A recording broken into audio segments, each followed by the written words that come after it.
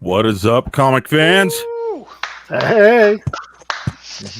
Welcome, everyone. Welcome to Spotlight this evening. Thank you so much for joining us. You guys rule. Today we have, or this evening I should say, we have with us the great, fabulous, and courageous Andrew Shayde. Courageous, you mean dumb, moronic, maybe psychotic. Come on now. It all means the same thing in the end. Okay. Right? You got it done. And he who doth not need an introduction, the great Darren Davis of TidalWave. What? Oh, hey. Ask me what I'm Oh my God! Wait, ask me what I'm doing. What are you doing? I'm actually coloring right now. I'm actually coloring in my Monsters Among Us coloring book. What? Wow. Awesome. Created. I've heard Monsters Among Us is an incredible story. Funny thing, you guys. Funny thing. I actually started reading Monsters Among Us. Yeah, funny thing. He can read. I actually am surprised by that. What? Wait. Hold on. He had to sound it out to him. He got so stressed out he kept doing this. Can you see what these people do to me? No, but actually, Monsters Among Us is a fantastic comic. Really, it shows off some incredible writing skills. Actually, Matt, if you would, let's get right into showing off Monsters Among Us in the reader. We're going to go through 0 and 1. I just want to say right off the bat, I love how you had the issue 0 and you got the story started with like just a few frames, and then you had all this visual teaser content, and which provoked all these questions, and then in number 1 you just like through the story answer. It was fantastic. Yeah, it's been such a fun series to write. I grew up as like this weird kid that loved all the like cryptid mysteries, Bigfoot, Chupacabra, the Mothman. Man, I could tell you every detail about all of those. Like, I just love it. There was a show on History Channel years ago called Monster Quest. Incredible, one of the best shows ever. But they like investigated all the urban legends, Nessie, Loch Ness monster, and I would just sit there in front of the TV with popcorn, just wide-eyed. I've seen every episode multiple times, and so that's really kind of what this book came from. I took my favorite urban legends, my favorite myths, and kind of put them together almost as this Avengers-like team. And what would happen if these were real, and what would humans do if they were real? And of course, humans would probably hunt them, because that's what we do, right? That's what we do. That's what we do. Yeah. That's why we have hunting seasons. Right. So that's literally what happens in this series, and these urban legends have to team up just for survival. It's pretty believable. I've tried to hunt Jared a handful of times. First of all, he doesn't even know where I'm located. He doesn't know how to read the map to get there to hunt me. I know how to get to your house. Special species. I happen to know that Jared lives in Mountain Standard Time, and nobody knows any state that's actually in Mountain Time. Like, what? Okay, hold on, Mr. Shayde. All 3 of us are in Mountain Time. Yeah, but we don't all claim it, okay? And some states share Mountain and Pacific in our region. Oh, that's true. I live in Kentucky. I am in Eastern, but we also have Central. So we're a state divided. Oh, wow. Yes. So if you're from Kentucky, that's not considered cheating. I mean, half of your state is naked and afraid right now. Boom! Okay, first of all, Fry, you're talking about my cousins. Okay. Those are my kinfolk, so let's watch it. But right. You're right. Running around the woods naked and barefoot is totally normal for me. Yeah, but I gotta say, like, when you were on that show and you got selected to go to Africa, like, I don't know, for me, if I was got a call, you're going to Africa, something would have killed me right then and there. Yeah. Like I wouldn't even made it to the show and something would have killed me. What was that like, man? Okay, so I'll tell you this. So, Naked and Afraid is now in the new season is season 12. I'm on season 12, and So incredible. it's filmed all over the world, 35 countries so far.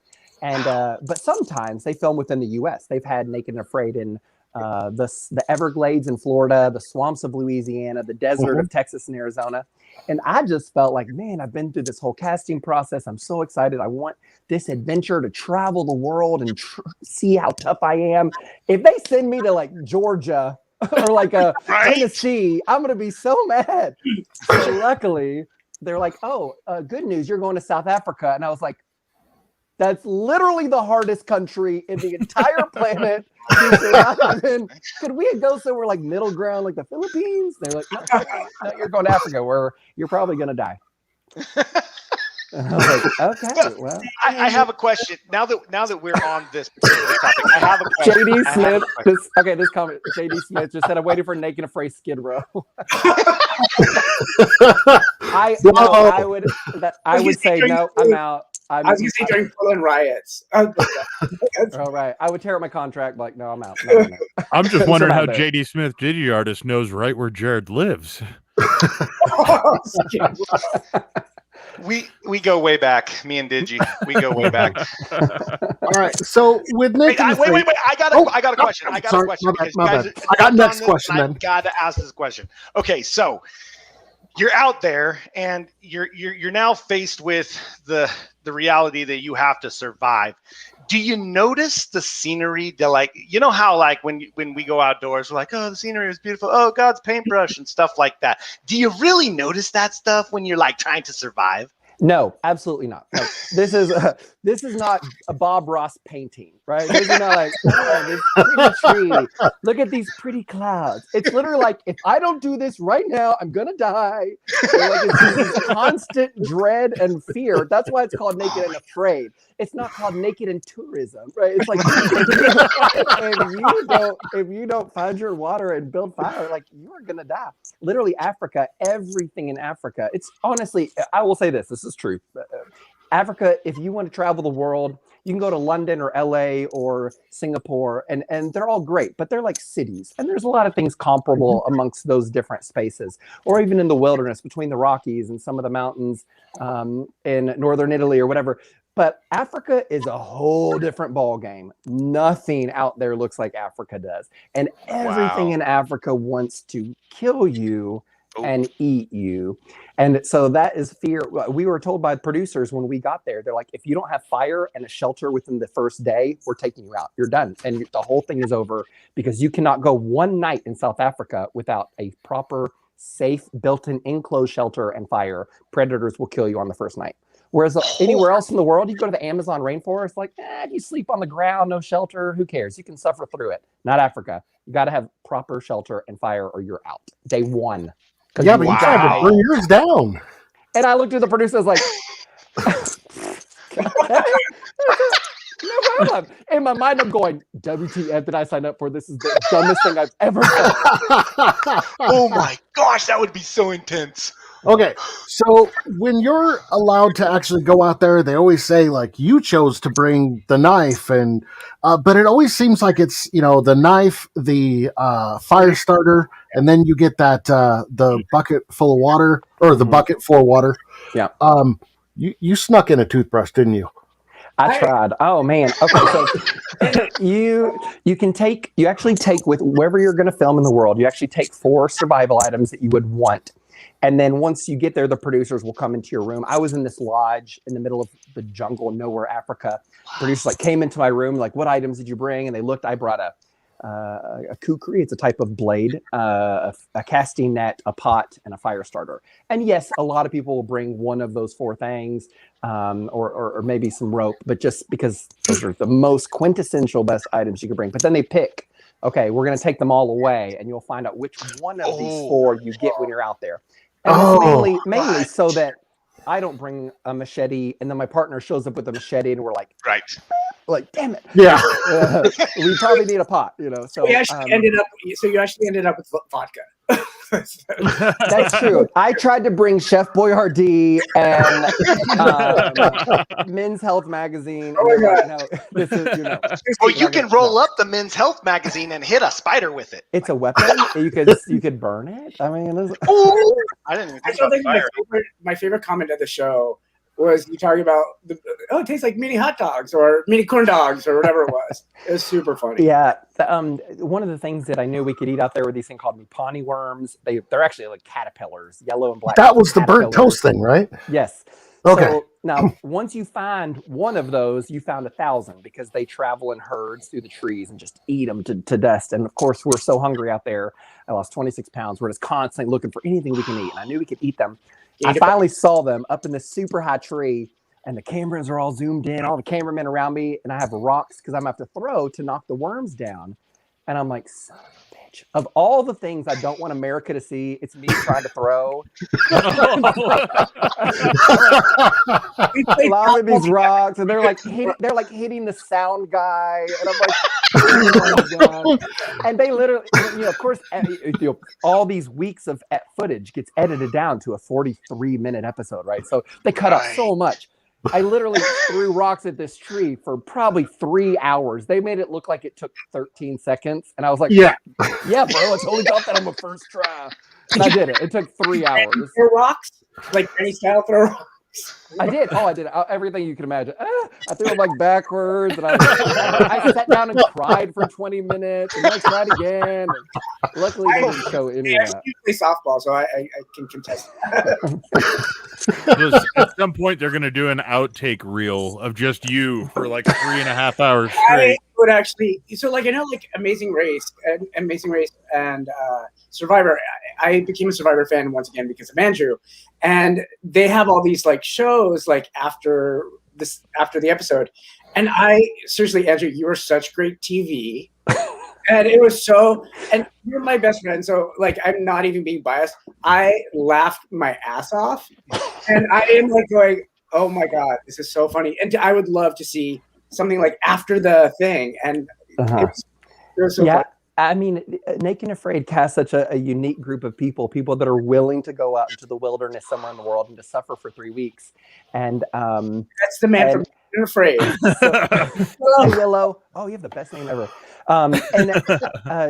But like you get a lot of these dudes that do the show like, oh yeah, I'm a Marine. I've been a Marine for 20 years, and I teach primitive survival for a living. And I'm like, I write comic books. Your partner seemed so freaked out when you said that. I know. She's like, what the hell are you doing out here? But what I realized is like I knew going into it the suffering. Like I knew how brutal it gets. And I just decided I'm going to make it humor, right? I'm either going to laugh or I'm going to cry. And I'd rather just laugh. So I just kind of poke fun. It's like, wow, today is the most miserable, painful day of my life. And I'm going to make some jokes out of this because it sucks. So I took that approach, and it actually helped. I'd say that's a survival item is, a sense of humor. Well, sense of humor is your outlook. What's that? It's your outlook. You chose to look at the positive, which is, I want to tip my hat to you. I mean, that is such a strength, not concentrating on the negative, but turning everything into a positive. What a driving force, I'm sure. You haven't traveled with him. Do what? You haven't traveled with him to Palm Springs. What? I get very focused. Like if I have a goal, I'm very focused, and I'm gonna achieve it no matter what. Even if it's suffering. And I drove cross country with Darren one time, and Darren's like, "I want to stop and see the world's largest ball of twine." I'm like, "We don't have time for this. Focus." I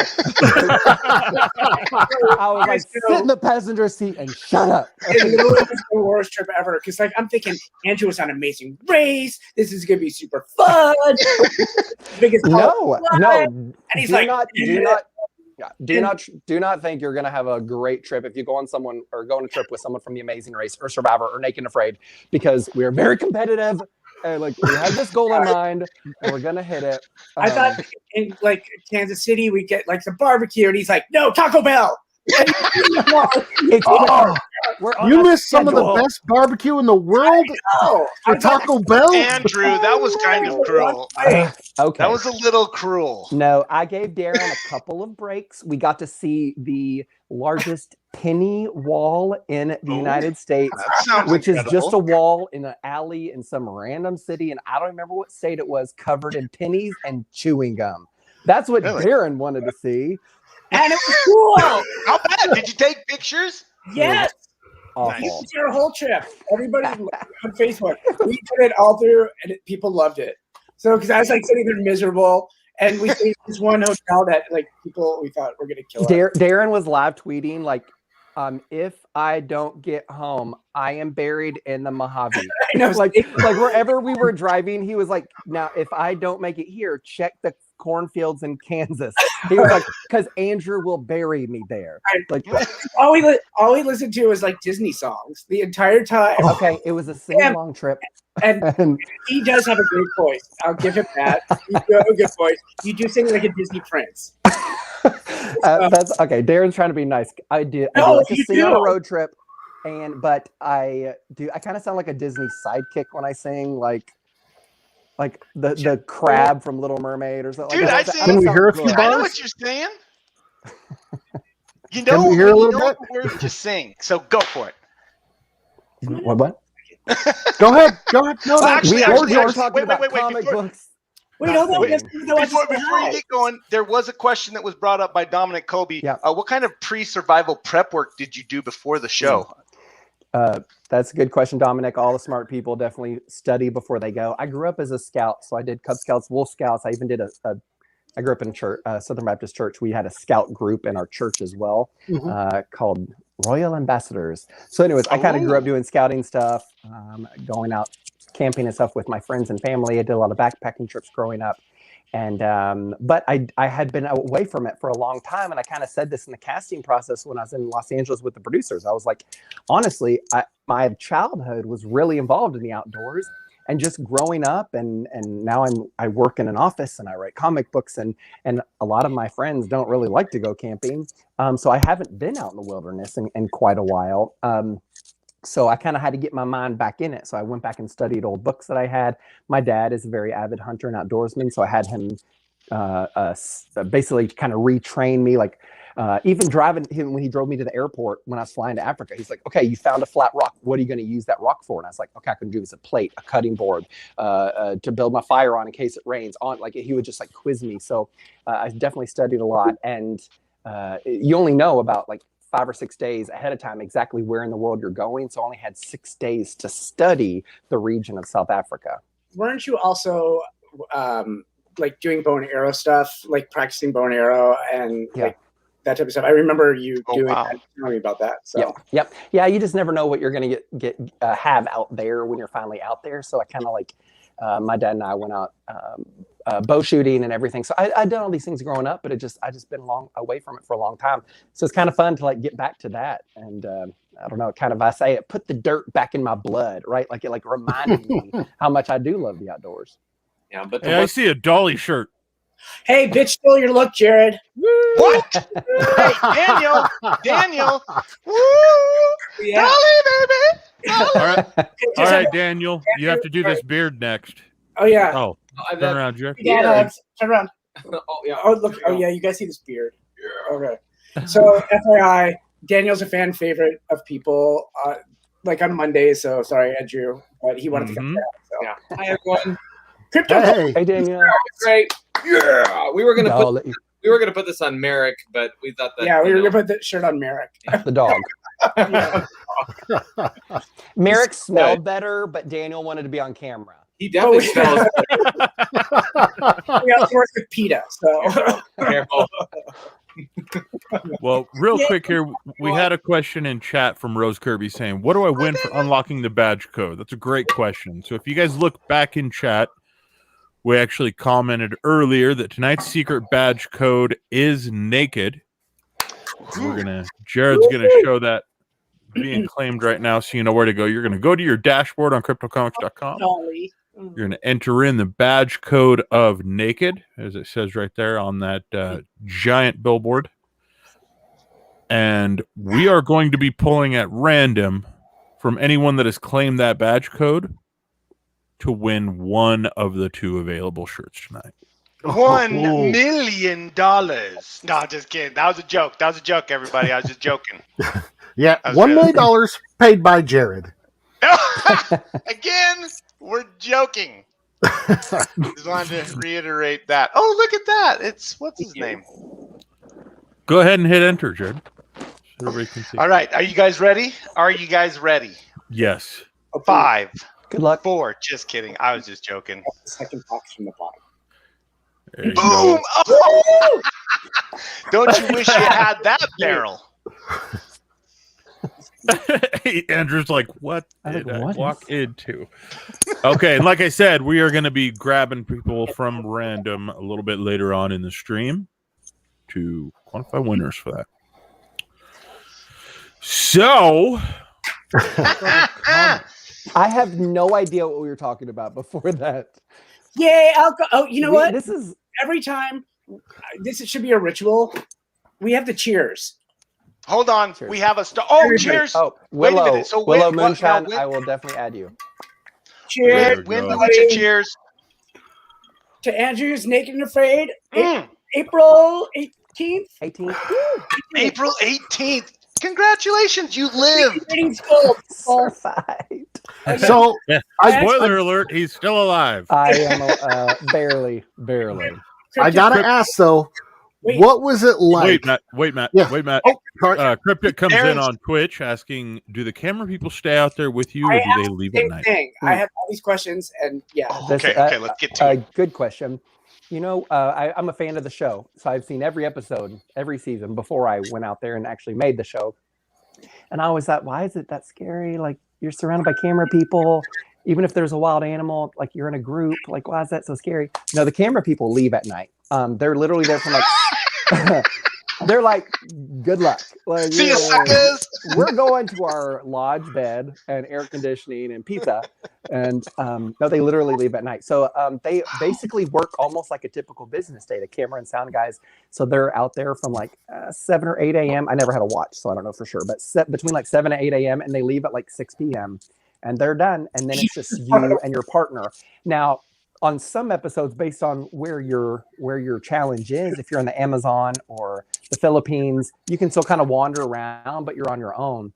In Africa, it's so dangerous because there's so many predators. They literally locked us in our boma. It's a round shelter you build out of thorny trees. Isn't that They what would- I've seen they called would- place? What? Nothing, kidding. Sorry. It was a Jeffrey. They would literally lock us in our shelter at night and then leave. And we weren't allowed to leave our shelter at all once they were gone because it was so dangerous. We had leopard, lion, hippo, crocodile, all of these giant man-killing creatures out there. So once at night we were locked in, but that's unique to places in Africa. Some places you can The still hang higher, out. the more deadlier places. That's Hey, what you're saying. so- That's more unique to those types of places. Yeah. Hey, Andrew, I actually have a question to kind of tie into that. So you're saying that the people left, the camera people and all that stuff, they left and they went to their lodge. How far away is that lodge from where you're at? I Mhm. mean, was it like hours? Like they had to drive like 2 hours away, or There's a production camp that was okay. Set up, maybe half a mile away. okay. And then, but the actual lodge, I didn't know where it was because they drove us out so remote. I didn't know it was until it was all over. But that was a 45-minute drive to the lodge. So they had to do that twice a day on unpaven roads in the middle of nowhere. It's just like, this is not camping in America like we know it. This is like literally the middle of nowhere. But they were far away. So that was scary. Now, everyone was given a radio in case of emergencies. But I'm like, if a lion jumps in here and he wants to eat me, he's gonna eat me. Like, no one is Come gonna get before you here- arrive. No one's gonna get here in time. Oh, come on. You can hold a lion at I'm bay for going to- 45? I'm going to die. Now, in your like secret emergency kit, they give you a radio and a whistle. and that whistle is to blow if you need help, but you're supposed to leave all that in the kit. And I was like, no, sir. I put the whistle in my hand and I slept with it like this at night. Because if a pack of hyenas comes in, I'm not gonna be like, let me go check my bag for the radio. Like, I'm gonna want to grab that and blow the crap out of that whistle in hopes either someone comes to save me or at least it scares them away. My gosh. So that little whistle, you'll never see it, but it was hidden in this hand. Oh no. Well, JD Smith Digi-Artist comes in to ask, at any point did Andrew make peace with the idea that he might have to eat a crew member if he couldn't find one for much longer? I was if you've seen that movie Alive, where the soccer team, based on a true story, soccer team crashes in the Andes, I believe, and eventually eats their own dead. I watched that movie and I was like, that was awful. I would never do that. Then I was in Africa and I was like, I will eat you with ketchup and you will taste like a Cheeto. Like I was totally okay with that.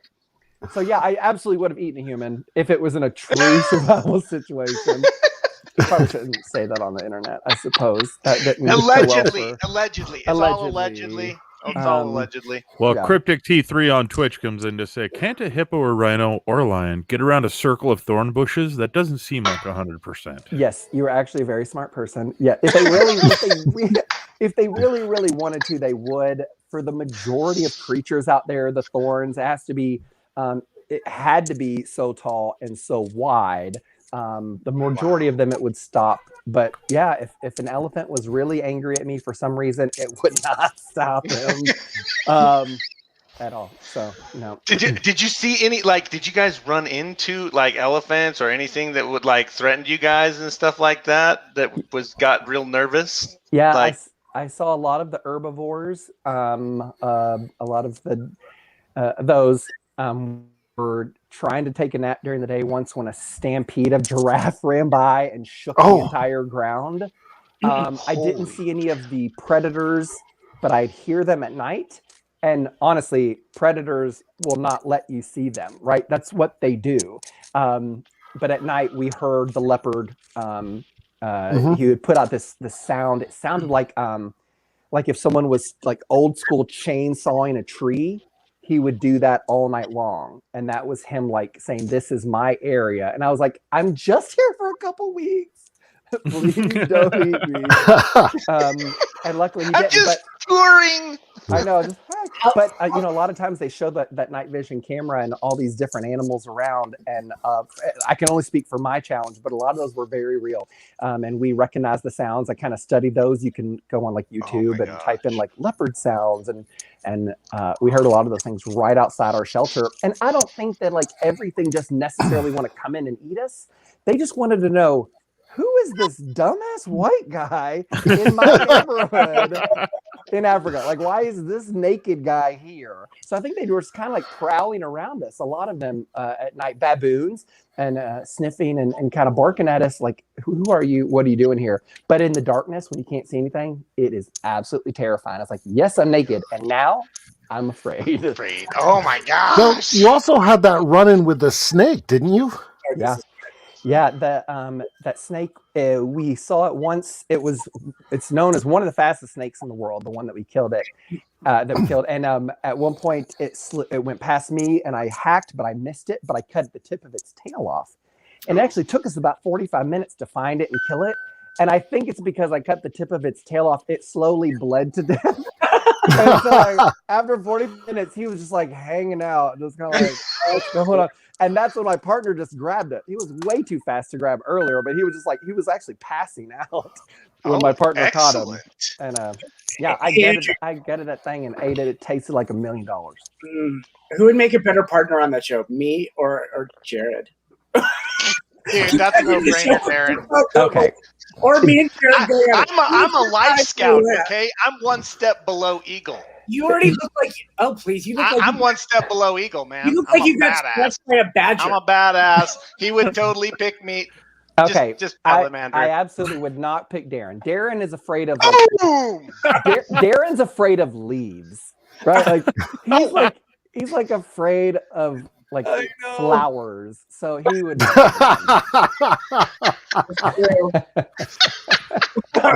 This is an accurate quote from Jared. Hey, I felt very vulnerable. Okay, at that moment in time, I was like, I can't imagine being out there in the wild. You know, I love hiking, I love camping, I love those things, but I can't imagine being out there in the wild with the man who wrote about the wild monsters. Oh yeah. Among Us. Yeah. Among Us. Oh my gosh, dude, they are here. Sorry, I get loud. Sorry about that. Yeah. Someone asked about where you can get the comics. Yes, they're going to be on Amazon. Crypto and Crypto Amazon. Comics. Yeah, if you want to read to Amazon, if you want to just read them, Crypto Comics has them available. Yep. Only for a short time. Only for a short time. Well, that. I don't think I have the graphic novel to Monsters Among Us with me, but this is the other one, and it's super. Spin-off. I have the full graphic novel here. This is the first 4 issues, which is now 99 pages bound together. The first 4 issues is the first complete storyline. And then Darren just held up Monsters Among Us, A War of Witches. And that is a spin-off story, 1 issue, just kind of what happens next. And I'm not going to, I will leak a little bit of information. You will see Monsters Among Us this year somewhere. What? In our universe of comic books that we do. You will see Monsters Among Us again. Yeah.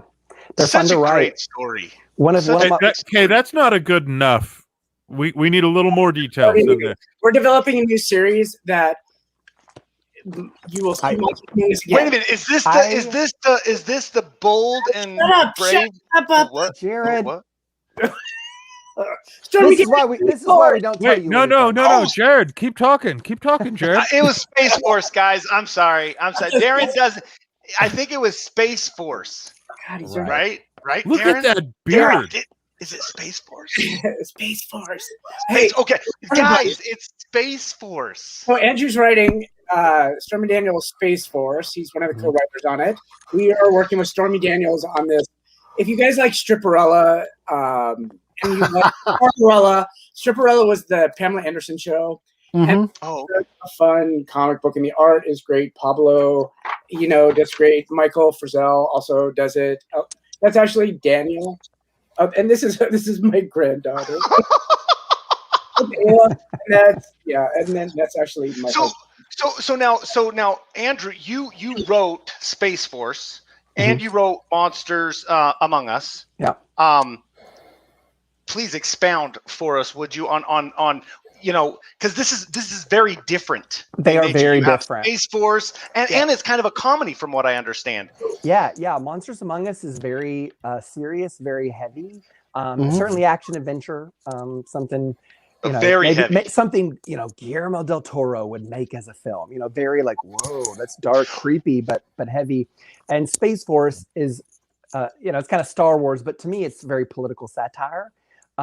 We poked fun at a lot of people in our current political world because politics is such a shit show. Politics ruins everything. And it's really easy to write political satire these days. There's Tommy Lauren, or whatever her name is. Tommy Loren is kind of referenced in there loosely. Yeah. But and Monsters Among Us, is something I think my heart was super excited about doing. Kind of my first series, and one of my favorite urban legends is I'm a big Bigfoot fan. We should talk about Bigfoot.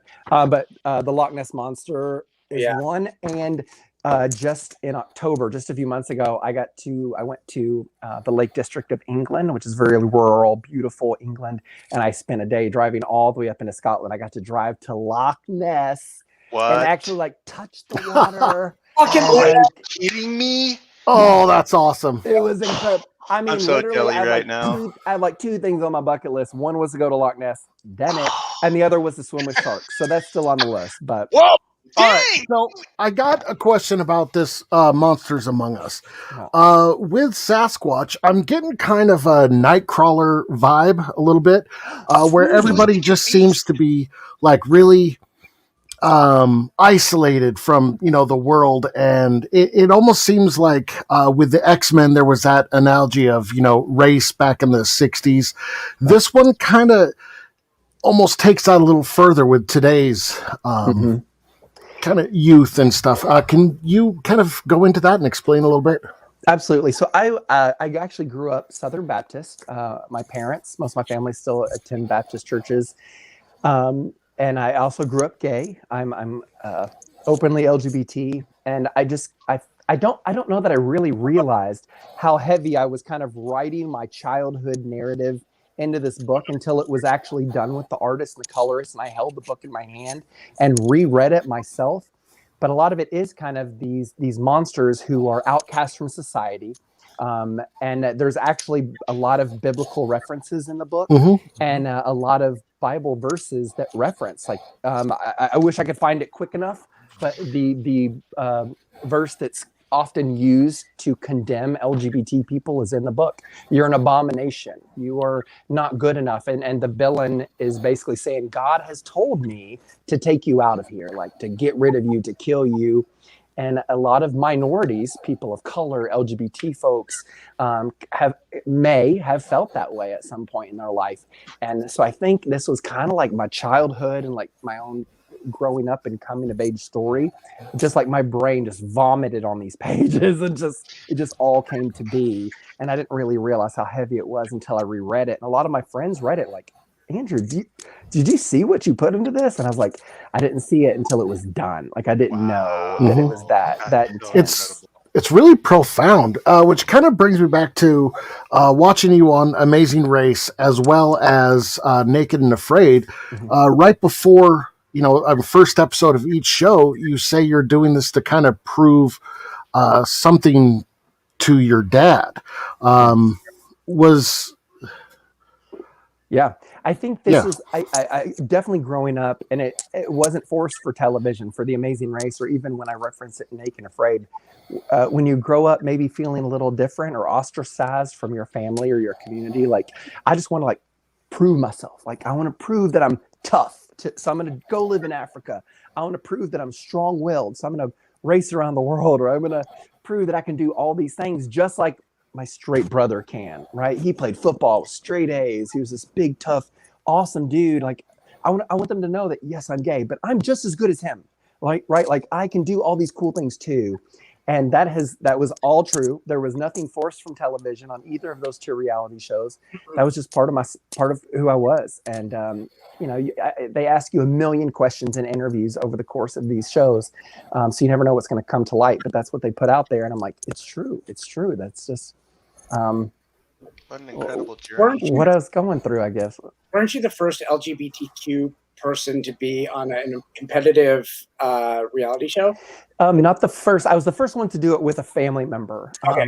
This was The Amazing Race. Was for anyone that doesn't know, I was on season 3. It was a long, long time ago. This was back in the original days of reality television. So the only shows out there were like American Idol season 1, like Kelly Clarkson's season, a couple seasons of The Real World, and Richard Hatch, who won the first Survivor. There wasn't a lot of LGBT representation at the time in the media at all. Wow. So definitely the first person to do any kind of major show with a family member like my Southern Baptist dad. So that was exciting and absolutely terrifying at the same time. We didn't want to be seen like there was anything wrong with either of us. We're good people. We just had to kind of figure out what this meant for our family. Sorry, go ahead, Jared. I was just wondering, how did that evolve your relationship with your dad, going through that with him? I mean, that seems like something that would put a lot of strain on a relationship, but at the same time, that's, to me, what kind of will grow a relationship, Yeah, I mean, I encourage anyone to talk really in depth with a friend. Tell them everything that you think and feel. Go to a therapist, talk about it, or go on reality television and they make you talk about it. So that's a couple of options.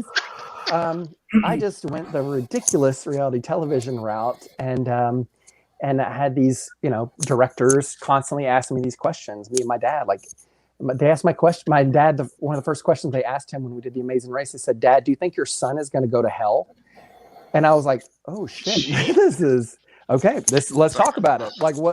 Because it was very awkward and kind of hush in our family for a long time. And And so I think it was like forced family therapy. Like it made my dad and I talk about it. And I think Naked and Afraid was kind of the first time I was like, okay, I'm on my own. Now this is my own challenge. You know, can I push myself far enough by myself without a friend or family member here to help me? And but yeah, those things. The producers of those shows are so brilliant. They know how to like push you into the most uncomfortable situations you could ever imagine, and it will bring out a side of you that you never knew was there. You're like, I never thought I would think this way or say this thing, and you come back, it will absolutely change you. And for me, it was for the better both times. I went through a similar experience by going to a buffet with M. Scott Russell. It wasn't as life changing. Dude, that was one time. Was it a lobster buffet? Because those are life changing. I've heard. I mean, you guys. So one of my favorite things about the Naked and Afraid thing that Andrew did, and this you just totally by bringing up buffets. So buffets are pretty seafood friendly and all that stuff. Mm-hmm. And so the one thing I know about Andrew is his hatred of seafood, like hatred. Yeah, like I noticed that. No, and that's not even like a lie. It's just like he will not. You can't go to sushi with him. He won't eat fish. He won't. It's like he will eat Cheetos and Tino's pizzas. That's pretty much it. and that is not true. Really? Watching him eat those clams was the best and funniest thing ever because I know that was afraid. Yeah. When he got those clams, I was sitting there like, oh man, he is lucky. He got those clams. He's good. And then he couldn't even choke it down. Come on now. It was a nightmare. Yeah, it's like literally, it's like it's kryptonite. It is absolutely my kryptonite. I could, if you took me to like McDonald's and eat that fried fish sandwich, I would just dry heave. Like it's just the thought of it. So let alone these little clams out of our mud watering hole that we bathed in, that's full of animal excrement. Were you ever cook them? Did you cook them or did you raw? Yes. Yep, we threw them on the fire, and when the clams popped open, we could eat them. But they were not clams like Scott. They were not clams like you all get at a restaurant that were like cooked right and like sautéed and like with like flavoring. They were just raw, chewy, rubber, dead fish tasting clams. But I knew that I needed the calories. I knew that I was going to be tough and suck it up, right? Like I can be picky eater at home. I can't be picky eater out there. So I was like trying to be tough, but it was awful. So if you watch the show, I'm literally dry heaving and my partner's trying to help me. She's like, just don't throw up. You'll be fine. I'm like, and I told her, I was like, just shut up. Let me do this alone. Shut up. I literally like, if you speak one more time, I'm going to feed you to the hyenas. So hush your mouth. And so she just sat back and I had to cut it in the teeny tiniest little pieces, like literally like a speck and just swallow it. It was a nightmare. Hey, wait, real quick. Can I? Yes. Cheers. Cheers. We have a giveaway. We ain't giving nothing away. We ain't giving nothing away. We're trying not to give nothing away, and then I go saying a name that you mentioned on another stream. So, Jared, you're just gonna have to send me the information for whoever wins this. This is the exclusive Stormy Daniels Space Force sketch cover. I don't even have that, and I helped to write that. I'm just gonna shoot you the address right now for the person that won this. There were two winners. Do not accept prize two winners. I will send you my information. I will send you the winner's information. This is super cool. If the winner is in Mountain Standard Time, I'm gonna know it's one of and wait, can you geo-track stuff like that? Yeah. Probably. You're not the smart one here. Oh. You will get this. That's right, Andrew Dodge. You're out on this one, buddy. Sorry. And I will even, if Andrew will pony up $2.60, I will send this to him and he will sign it for you. I will pony up the $2.60 for you. That wins this. Dibs. I think the winner was this person won, right? Or, yeah. What we could do is that's Sam Scott Russell's wife. Don't fall for it. Shut up. Whoever donates money to Arbor Youth Yeah, wait a minute, Arbor. Let's talk about this. So, Andrew, please tell us. Yes. Good auction, live auction. Whoever donates to Arbor Youth wins. Oh my gosh! Okay, How do we that's good. track something like that? I don't know. We have to keep it within. Oh, wait a minute. Okay, so here, hold on. Well, we have- can't do it off of a donation, guys. Okay, Sorry, I hate being that jerk, but we Pick can't a do that winner. because Yeah. that's considered a Winner. lottery Yeah. legally. we got it. We'll sign it. So Done. hold on. Okay, so what we have so far, everybody who's watching, let's just calm her down. What we have so far is Darren Davis, the man, the myth, the legend, The one is that- putting up on the table a. Ooh, hey, can we get a close up on that? limited quick. edition. Maybe. There's only 100 of these. Oh my gosh. Okay, there's only 100 guys, and we get to give one away. We get to give one away. We get to give one away. To me, right? It's coming to me, guys, right? Sure, Oh, thank gosh. No. No. unless you What? donate to Arbor Youth Services. Not, I can prove it. I'll have a receipt for you tomorrow. No, but so what we're gonna do is we're gonna come up with a way to figure out how to do this giveaway because we weren't prepared for this giveaway because Darren is such a bad A. Totally surprised and shocked us all. Trying to look for more stuff here. Now we're oh my gosh, and he might have more stuff. Guys, quick, hurry, do something. we can do a trivia Oh question. no. This is a logistics nightmare. Ooh, yeah, trivia question. Fry's Okay. like, what the hell are you all doing? So- over. Killing me. He- They're all killing me. This is the unfortunate thing of his job is dealing with us. We So- apologize to Agreed. him like every show. I have an announcement here too, by the way. Oh my gosh. Wait. So, learning that your best friend's a good writer, you decide you want to hire him to do other things, and so it's actually pretty funny. I'll tell the story afterwards. But we did a series called Juliet, and he's writing the sequel to it because I love this character so much, and who better to trust it to than your best friend, and Who's a great writer? who's a great writer. He really is actually a really good writer. He really I agree. So we are doing a sequel to this that comes out in July. It's called Juliet and Romeo. It's a modern day tale of the two. Oh, wow, that looks good. And we have, like, Randy Green did one of the covers. I think you guys are doing a shirt on that. Oh, do we Oh, have my something Lord. to show? Wait, hold on. I might sorry. get in trouble if I say something right now. Okay, so first you're talking about the covers. Can I show what you sent me? Actually, yeah. And so we have this Okay.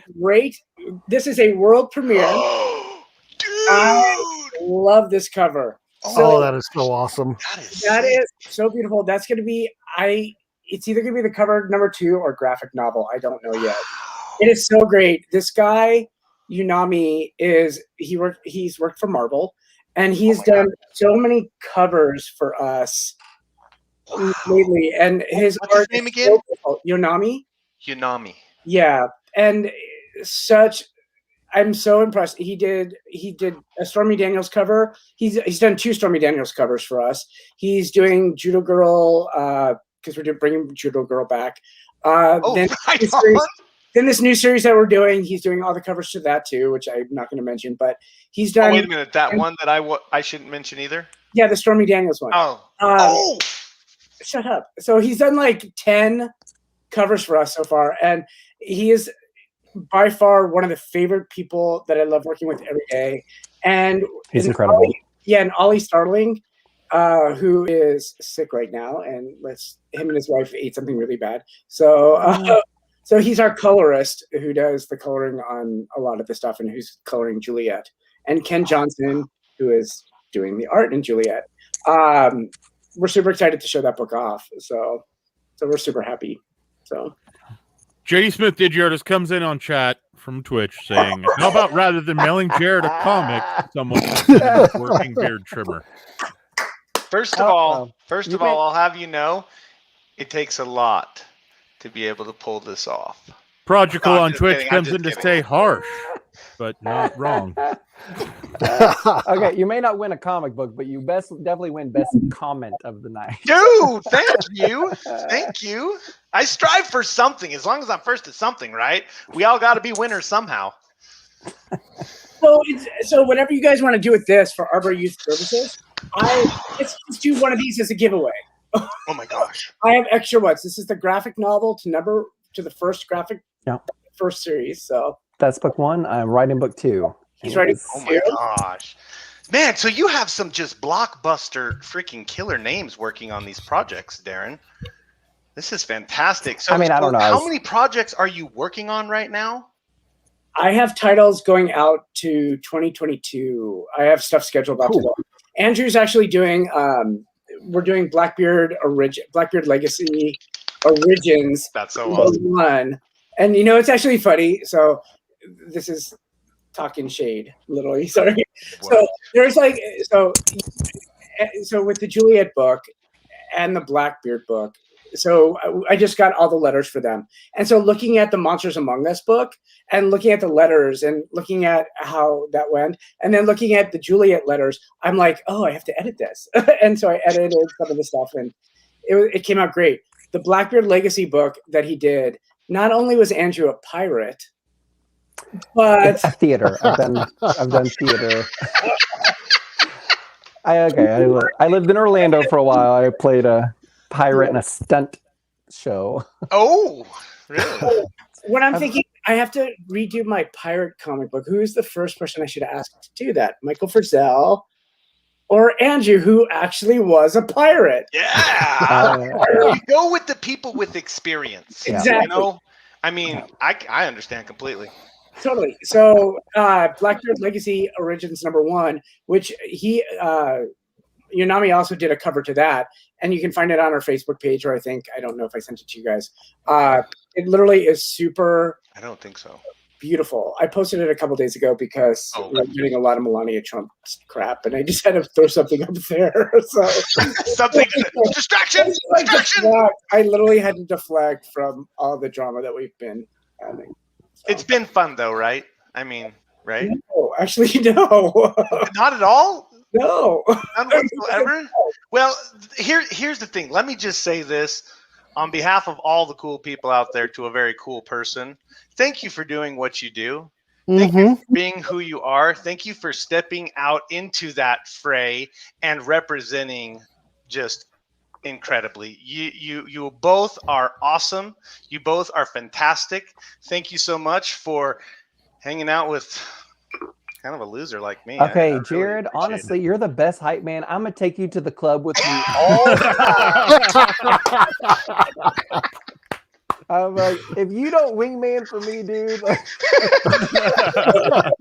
Hey, it's easy when it's the truth. I'm it's easy when it's the truth. I'm gonna go up to someone hot in the club, like, "Hey, what's up? Listening to my buddy Jared." And he was like, and then you like go in with a monologue about how great I am. Let me tell you a little bit about Shayde. Now you can have different levels of Shayde.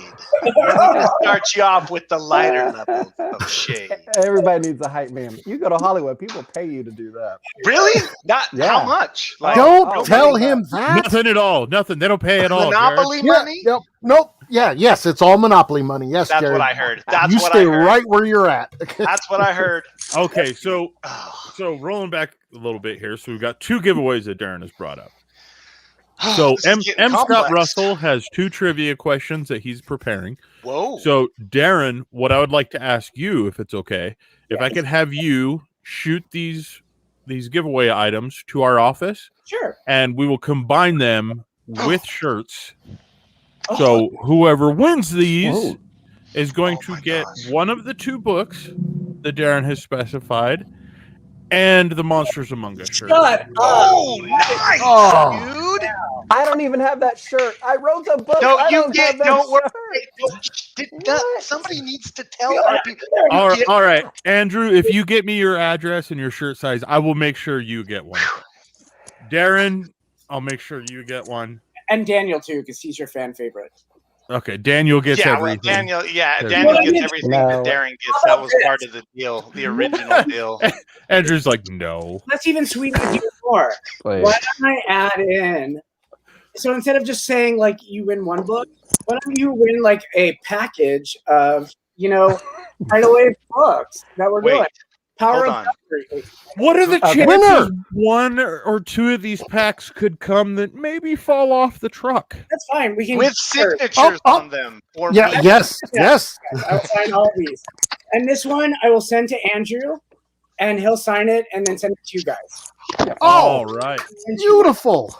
Now, Gosh. just to clarify ahead of time for anybody that's about to win, that's going to add a bit of You're not time gonna on for win. logistics. So please be aware of that. This isn't going to be Oh. something like Amazon Prime where you're getting it in 2 days. Okay. No, this is This- Andrew correct. Shayde could be in South Africa in 2 days. We don't know. Yeah, this is called Andrew Prime, meaning it's going to take a while. Andrew Prime. I'm Yeah. digging this. Have you guys got into the drone technology yet? Oh no! Don't it- get Jared started. Don't. He's going to go 5G on us. Oh no. Dude, No, I have a special beanie for that. Nope. Okay. So Darren, Okay. are you good with this entire idea? Andrew, are Yes. you good with this? Okay. So Okay. Matt's Okay, going to now wait a fire minute. off two I want- questions. Just a minute. I want Jared. to reiterate to everyone out there that if you win, it's going to be a while before you get your winnings. They got it, Just wanted to Jay. They reiterate got that. it, Jay.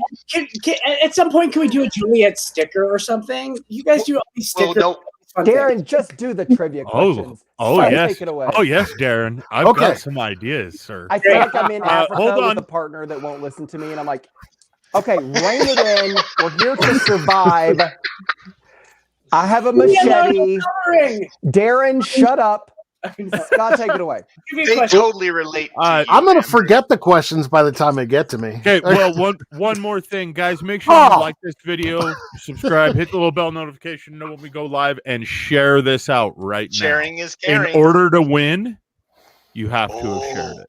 Yes. Yes. I Oh love it. yes. Yes. Yes, I like that. That's Okay. right. Let's get the message out because we want to show off these two charismatic gentlemen. Okay. Am I good? You're good. Yeah. All right. Oh, sorry. So- Sorry, my bad. Okay. Here we go. Okay. The villain in Monsters Among Us. His last name is Kane. What is his first name? Dude, so interesting question while people are thinking about this answer. You know that music and whatever. Color him. You can So color- you were going for a European huntsman, if I'm not mistaken. How cute he is. Yes. Yeah, Yes. right? Kind of. I kind of like thought of those like, those British folks who were down in Africa, hunting back in the Jumanji. I was day. thinking off of Jumanji. Yeah. I get you. All right, I'm Scott Russell. We've got an answer. Nope, that is not correct. Oh, and Digi goes down in flames. Sorry about that, Digi. But he's still That the best actually moment of the did night. not happen. Oh, Girl, Is that Crutchy? That's Is that Crutchy. Crutchy? Andrew got Yes. it. Bet you $10 he actually looked in the marketplace and read it. You know what, though? Wait. It was stated earlier that no one in mountains in mountain time can win. Crutchy! And I was Andrew kidding, Dodge I was did kidding. mountain time. Oh. Okay. Oh, no. Okay. Wait, you nixed that, Andrew? no. I love everyone in Mountain Time Uh-huh. except for you three. God. I love everybody else. Whoa. Hey, I feel like I'm being unfairly bundled in here. Okay. Okay. I want to be hanging with the cool people. You guys, we're going to be on Fox News now saying we hate Idaho. Oh my God. What? Can't live anymore. Hey, Darren, check this out. Oh, This I is- was wrong. This is Idaho's gang sign. Oh, okay, they're in Central. That's something else too, but I don't really want to talk about Yeah, that. that's Idaho. Look at it. Boom, boom, boom, boom, boom. Oh, I And this see. is why Well- we don't let Jared out of the house, guys. I'm sorry. Woo! Idaho. He's been on quarantine for a few years now because he's not allowed out. I want to know what he's drinking. Man, Wait, though. A Wait. little bit of wait. this Is this true? with a whole lot of this. JD Smith Digiartist says Sutter is British for some Wait, hold on. oh, Oh, dude, I did don't you? know. If you did that, you're such a baddie. Oh my gosh. Hold on, I'm gonna have to Google this. I'm gonna have to address this. I would believe that, but Sutter is never used in the comic book series. ever. So, But if it means Solomon in British, isn't that? and he's technically, a British huntsman. Monsters Among Us is actually set in Canada. Can I ask you a question, Andrew? Yeah, but the hunter travels all over the world. But it was translated. That's true. That's true. And it was translated into French. There's a French version, so would it be Sutter in French? Ooh, Sutter. Let's get us some Sutter, please. Satay, Get me some damn Sutter in here. So you guys, Space Force number 1. One of the reasons I asked Andrew to co-write this is He's totally lying.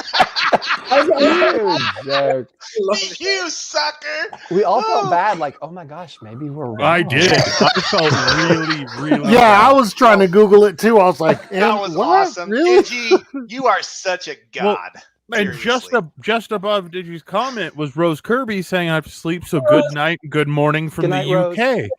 And so I forget that maybe not everyone in chat is in the UK right now, and I'm like, oh no, did I just skip someone?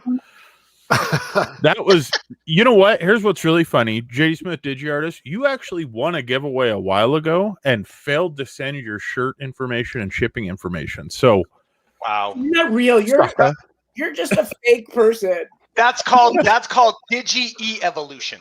yeah, you got to get that to me. I don't know where to send your stuff to. Okay, so You know go what I back mean? to Space Force. I'm going to tell you this right now. So, let's get some Space Force. The reason I hired Andrew to do this, honest to God, because Michael is a great writer. Michael Frizzell, love him, and I needed Andrew's sass, and that's really. No, I need. Yeah, you come across with a lot. Shut up.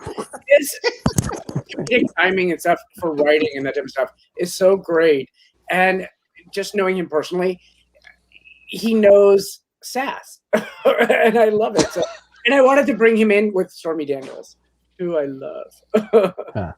And how, being that Space Force, how's that been doing, Darren? How do you feel that the sales and the acceptance of that comic is doing? Is it building a good fan base? I think it's doing really well. We're changing gears on it with issue number 3, which will come out at the end of the month. Because Ordon, who is the supreme leader, is no longer in power. So right. we are altering it a little bit, and the series will be more Star Wars, and she'll be more like a Han Solo, like a Barbarella, just kind of going off on her own adventures. And she'll be leaving Space Force and all of that stuff. And so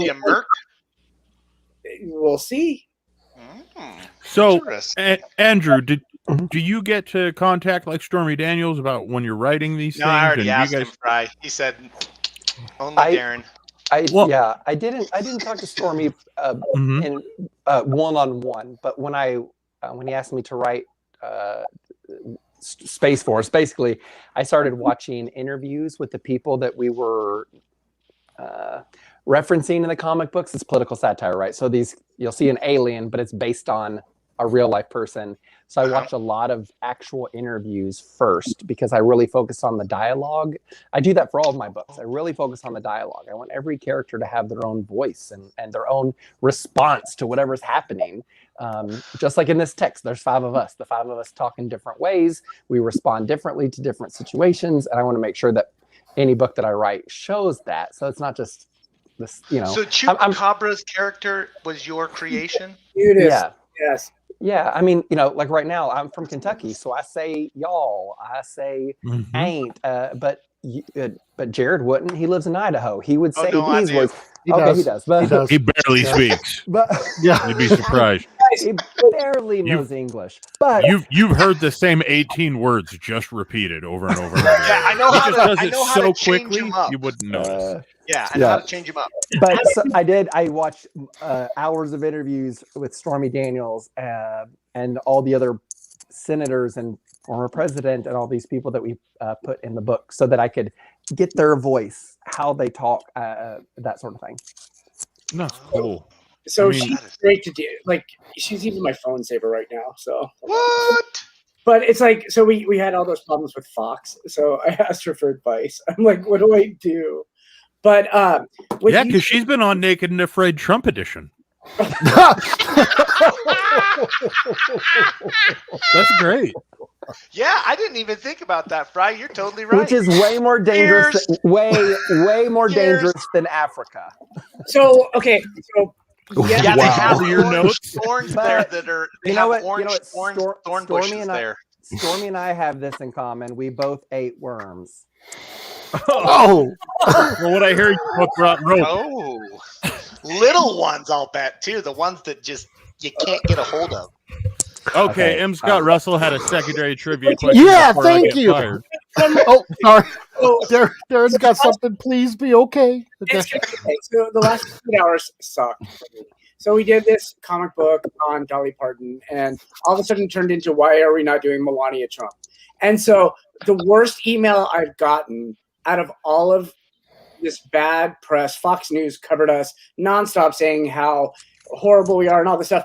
But the worst thing about the Dolly Parton comic book is I spelled y'all wrong. And it is like on every shirt that Andrew owns is y'all or hats, y'all. Seriously. And that is the most embarrassing and saddest thing. There you go. Oh no! It literally is a typo in this comic book. Hey, He didn't even have to lean out of camera to This was get not one. even a setup. This is literally right next to me right now. I had no idea about this story. Oh, that is honestly not true. That is so embarrassing. Is they go, you spelled y'all wrong. And I'm like, fuck. Andrew. What? And he's like, that's his like. I've hung out with him. I've known him for like 7 years, and literally best man at my wedding. All this stuff. I'm And offended. y'all wrong. I'm offended. hey, it could have been worse. You have no respect for my culture and my people. Hey, just understand. Look, at least you put a possessive all. That's true. You know how unity is that? I mean, that y'all. Who now else is stands for surprised that everyone. Jared knows what he's saying right now? I actually don't know what Jared's saying. Okay, I'm so so you have the Southern, I have possessive. You no know, you idea have the what you're talking about. possessive. You have the possessive S, right? Y'all. No. Y'all's. No. You have the possessive S, but he put the comma or the possessive mark before the all. So y'all, the all is actually possessive, so it's more like unity. Apostrophe. Somebody what it's clip this. I'm blown away right now, Jared. That y'all that you have on that shirt stands for unity. That's how it's spelled. You're amazing. Boom! That's how it goes, boys. Oh, God. Jared's gonna brag about this for like 3 months. Forever. My last name's Bragg, man. Woo! I showed them all y'all a possessive, y'all. Woo! Oh, well, at least that beard is in frame, so he can't brag. All right. Are you guys ready for the second Guys, I'm trivia going question? back All to the right, comics. let's do the Freak second these trivia guys. question. Okay. First off, you can't. If you already won, you can't win Wait. again. Are we Yes? gonna do? Are we gonna do the same shirt, or should we do Do the other one. the other That one? really cute pink one. The cute pink one that I think I know about. Yeah. Because Yes, but the We mock-up- did show the it to you, mock-up but is you not were in pretty pink. tipsy when we showed it to you. That's Jared and I's thing. yeah, we tipsy. We tipsy and toe and Pros- tipsy pros- and toe and tipsy. That's why we need a Tuesday show, Jared and I. It's Yeah, like there you it'll go. be the Darren Jared show. comics on Adderall. Oh, Whoa! I would watch that. Hmm. I thought you were doing the pink one. He can't get Well, the color the- match. This Oh, that's shirt right. will be the other pink way. if we can get it printed other way. properly in Yeah, there you pink. go. But I am very meticulous about that, and it has to be the right shade of pink. So the Are you mock going up with is in black. So You're actually picking the pink from the costume then. Yes. So, So yeah. this may be in black, but hopefully it comes in pink. So that artist is Randy Green. He did Witchblade for a while. He did Buffy the Oh, Vampire Slayer. He did Dolls with us. He actually designed the 10th Muse character. Oh, wow. He's done Black Widow, Teen Titans. He probably is.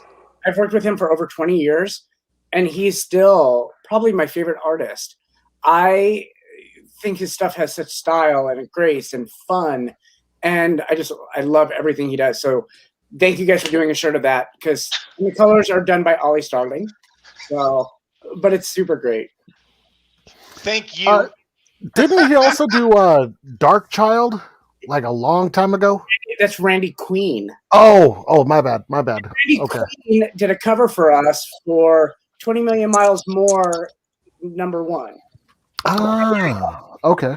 Is there anybody in the industry that you haven't worked with, Darren? That you would like to? Fry? Me? Well, I mean, He won't work with me for Sorry, some wait, reason. here. Jeez. Let me. If this was Couch, I would have got rid of him. But I'm more super professional. excited. I am bringing on a new writer who I'll announce soon, that has worked for DC, Marvel, and Boom and stuff. Yeah, he's coming on board to help with a series that we're. But I can bench more than he can. I was about to say, why would you even want to do that when you have the most incredible man in the? Oh my gosh, Andrew. Can we get a close up of them guns? It was actually padding because Tony's going to be on TV. It's actually we've seen you naked. We know it's not padding. You know. Oh my gosh, you're right. And I'm afraid. So how crazy was that when she gave you that hug right at the beginning? Yeah. So okay, on Naked and Afraid, you meet your partner for the first time ever naked. Like I had never met her before, and I was like, whoa, this is awkward. But Sounds like the best date I was ever. like, I'm a dude. I want to make sure that she's okay and comfortable. So I just like reached my hand out for a handshake, and she's like, nah! Bring it on in. And I was like, there's her boobs. Naked. But you know, like you like kind of arch your back so that like my wang isn't touching her. It's like super weird. But honestly, that made me like her like right away. Cause I was like, okay, cool. She gets it. She knows this is weird, but she's like just having fun with it. She then I'm cool with it. She embraced it. Are you still in contact with her? Yep. We still text and talk, and she is pregnant and got married this year, and she's having an incredible year. Oh, yeah. Well, tell her we said congrats. I will. I'm excited for her, and her baby is due in June, which is my birth month. So I hope that her baby will be born on my birthday. Wait, how cool would that be? She just got pregnant when she just got back. Maybe she got pregnant while we were in Africa. Oh, hey, don't be saying that on live television. That's how rumors started. Finally, I'll be a gunkle. Oh my gosh, it's allegedly. Totally kidding. No, she is the best boyfriend, husband. They're married now. You will be a GNC soon. Well, that kind of. Oh, sorry. I was just going to say that kind of experience probably creates a really strong bond. Oh yeah. I mean, you have no one out there but me and her for all day, every day. Like you don't spend that amount of time with your friends or coworkers, anyone. It's literally 24 hours a day for weeks. So yeah. Especially at night, you're not sleeping because you're covered in bugs and creepy noises and leopards making noises outside your shelter. And so all you do is like sit up and talk all night because you can't sleep. And so you really get to know people out there. Can I ask Andrew a quick question? So you've been on Amazing Race, and now you're on Naked and Afraid. Do you have any travel tips for anyone? I'm totally kidding. So on Monday, we pack enough underwear. No, I don't think you remember this. So on Monday's show, we talked about you, and I talked about like one of my experiences with you. One of my favorite experiences with you is going to the Waco Comic-Con. And us literally we did a panel. We knew nobody was going to be there. So we went to the drive-through liquor store and we filled up bottles with like vodka, like to the rim. And literally, so we're like, talking about Monsters Among Us, and I'm interviewing Andrew, and we're going back and forth and we're talking. And then literally my last question is like, and I'm drunk at this point on this panel. What travel tips do you have? And you're like, and I could find that video. That convention was one of the most fun times I've ever had. We met Allison Sullivan, who's a Power Ranger, who Power officiated. Rangers Wild Force. Yeah, who actually officiated my wedding, and he was my best man. And we had Debbie Gibson walk us down the aisle. So it was like this, like I'm just a starfucker. Yeah, when you start, Darren, when you started that, you're like, we were gonna do this like interview, so we got freaking wasted before. I'm like, Darren, that's what we're doing right now for this show. Allegedly. Allegedly. That's really Pepsi, right? And this is the best time for me to segue to that trivia question. Yes. For the All right. I'm switching cameras during this trivia question. Okay, we got some All camera right. action. So Okay, so as of right now, I gotta say that Solomon is. Oh yeah. Oh. He'll come back. yeah, Okay. he's coming back. He's just He's doing like a some fan. camera action. Unless you guys want to get dizzy. Phone dad. So I have to switch to this camera. Porn kid. And he's gone. In Kentucky, Go ahead. In Kentucky, they don't have. Wait, do we need him for the trivia question, Matt? I apologize. No. Okay, let's do it. Okay. He's going to be back soon. So Solomon has got to be one of my favorite villains right now in the comics. In issue 2 of Monsters Among Us, he actually quotes another real life villain right after shooting somebody. Who does he quote? So in Jared, you can't look it up. So while people are doing that, in Juliet #2, I created this. I came up with this really cool villain. We're bringing King Lear into it, and so whoa, and we're doing him as like the super creeped out king, over the top. Ken Johnson did a great job drawing him. We went through so many different versions of this character. We're waiting for people to like chime in too, so that's why I'm saying it. I love this. Like, do you remember the Batman and the Justice League animated series? Are you a fan? Yes. Well, we actually have. Hold on. I will show you. We have action figures, and we have a Juliet action figure. What? Done in Justice League animated series form. Hold on. Oh, that is dope. We have Blackbeard Legacy, That's excellent. Medusa, Valkyrie, and then we also have 10th Judo Girl, Isis. What? I know, isn't that cool? That is really awesome. Cool. So Juliet, that is really cool. And it looks like Dominic answered. Yes! Thanks, Dominic. Andrew's back. What time is it? Wait a minute. Oh, there it is. I'm coming back on a different computer. Your lighting's so good. That's all. Oh, look at those pearly whites. Hi, how's it going? Oh, there's the part. Man, they are pearly. I heard that your teeth stayed super white through the whole many days that you were out there in the wild. I had nothing to say about What's your secret?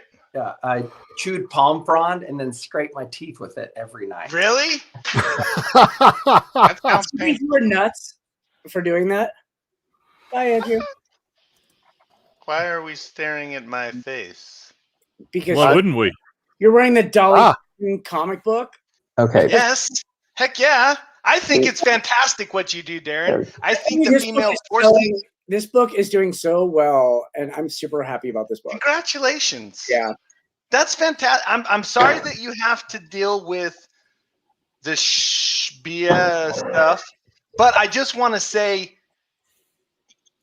back when I first started doing these shows, Darren was one of the people that I actually talked to and was like, "Man, Darren, I'm kind of nervous about this stuff because, I say things wrong," which most people who know me know I say things wrong. And he's like, "You know what? You just got to do it." And he gave me all these killer words of advice and encouragement and things like that. And Darren, thank you. Thank you for doing what you do. It's really, really cool that you stand out there and these people want to be dumb and whatever and use their minusculeness to freaking focus on something totally negative when you're doing so many positive things. And that's really what we like to focus on. So thank you for including us. Thank Because you. it's awesome to be here. But I could not do it, honest to God, without support and without friends. Like being able to talk to Andrew and have him talk me off the roof, because we did a Jill Biden comic book, and it got announced by Reuters, and we just got all this like weird hate mail, and I started getting all these phone calls, and I'm very reactionary. I'm like, fuck this, let's do this. And so we were going to release a April Fool's cover. And Andrew's like, don't do it. Don't. He's like, don't. He's like, really don't. And he really did. So thank you for saying that. But I couldn't do this without support, like from friends, from you, Jared, too. You also are a lot of really great help. And you will talk about oil more than anybody that I know. Thank you. I love getting to know you guys. And that's why I'm saying it's like, having a support mechanism for all this stuff, no matter if, like, I've never, as weird as it sounds, by doing all the comic books I've done, I've never gone as viral as what happened this week. And it actually was trending on Twitter, which has never happened. I've always gotten a lot of press for the comics that I do. But this was like, so I was getting hate mail and emails and like my phone was like, I was being calling a racist, and you don't know what to do with that. So it's really hard when, on one hand, you're trying to promote a Dolly Parton comic book, and then you're becoming a racist on the other hand. So wow, that is it's really, it sucks. And biography comic books, and then you get the comic book people that don't think that what I do is valid, because biography comic books have been around since the 50s, and we're just the next generation of it. So right. Well, the next generation of it. Let me just say, you guys, what you guys are doing, and is incredible. Like super, super, super incredible. I can see where people not coming from the comic book industry like most people. I can see how there would be people who kind of see it as different because they grew up on the superhero type comic book idea, and that's kind of what kind of owned the industry, if you will. But I've seen, as I've been introduced to this industry, that it's innovators like you that are actually taking the industry into the next phase. You're on the cutting edge. You're keeping this industry alive. So I have a question too, just for the group and anybody that's listening out there. And so with Marvel leaving Diamond, that basically DC is not with Diamond. Diamond is the #1 comic book distributor. Where does that leave people? We're not with Diamond. We're with Ingram, which is the #1 book distributor. But where does that leave the comic book industry? Do you think comic books are going to be single issues, or is that going to be dead? No. I think it's going to go graphic novels, and single issues are dead. But the one thing I like about like kind of what we do, and this is not to kind of like brag or promote what we're doing, is so like these single issues that we do, like this Monsters Among Us, literally has a spine and it's cardstock cover. And when you buy it on Amazon, it's a little more expensive. It's $5.99, but much better quality though. They're like literally like mini novels that you can put on a bookshelf rather than a comic book, which I do love. The floppy smell of a comic book. I do love it, but this is where I think the world is probably going. And well, I think so. That is true. Oh, you're just being a suck up. Hey, we like suck ups. It's okay. This is what I think, and actually go ahead, Matt. Go ahead, Matt, and I was going to say that I could see. I don't think the single issues are ever going to be like completely dead. They are, I believe, going to more become print on demand. Is what we've done for years. So. Yeah. I see a lot more of like that's where it's headed to. especially with like single issues cropping up on like Kickstarter and Indiegogo and stuff like that. I think that's where we're going to see a lot of indies come from. I look at this. So this is this is what was released by DC Comics. It's pretty. Hold on, it's pretty horrible art. Go. And this is what was just released by DC Comics. It's pretty horrible. Yeah. And so I look at that, and that's what they're releasing on a weekly basis, and they're cutting back what they're actually releasing. So I don't know where to go with it, and really thinking about what we're going to do next. I do love single issues. You know, I was a kid that rode my bike to 11, and I would pick up comic books and that type of stuff. But I don't know how long comic book stores are going to be around unless they diversify to toys and action figures and all that type of stuff, which they are. So it's just such a weird. It's such a weird time for comic books, and I don't want this to die out. And so when we do the biography comic books, it is bringing new readers to comic books that have never been to a comic book store before. And so that's why I like what I do, even though we get a lot of backlash to it. But the fiction stuff that we do is super fun. When I see, you know, like Joe Phillips, who is like he's a huge, he did Superboy, he did Dark Horse Comics. He's done so many things. This guy is like a big name, and especially in the LGBTQ community. Joe Phillips is amazing. You know, him doing covers for us for Space Force. You know, I love doing comic books like this. I love doing 10th Muse. There'll always be 10th Muse. So I think one of the questions is like, are we becoming a binge culture where we want the whole story in 1 8-hour setting, right? Like we're willing to give up our Saturday to sit for 10 straight hours to watch the whole season of a show. And that's what I think people are wanting to do with their comic books. They're like, I'm willing to read issue 1 through 18 because that's the first complete storyline. I want to binge it. I don't want to read one a month. Like, imagine if our TV shows were once a month. Okay, I always bide. Wow. Bide. I'm not the only My bad. one, Fry. I misspoke. There's other people All right. who make I always on buy this show.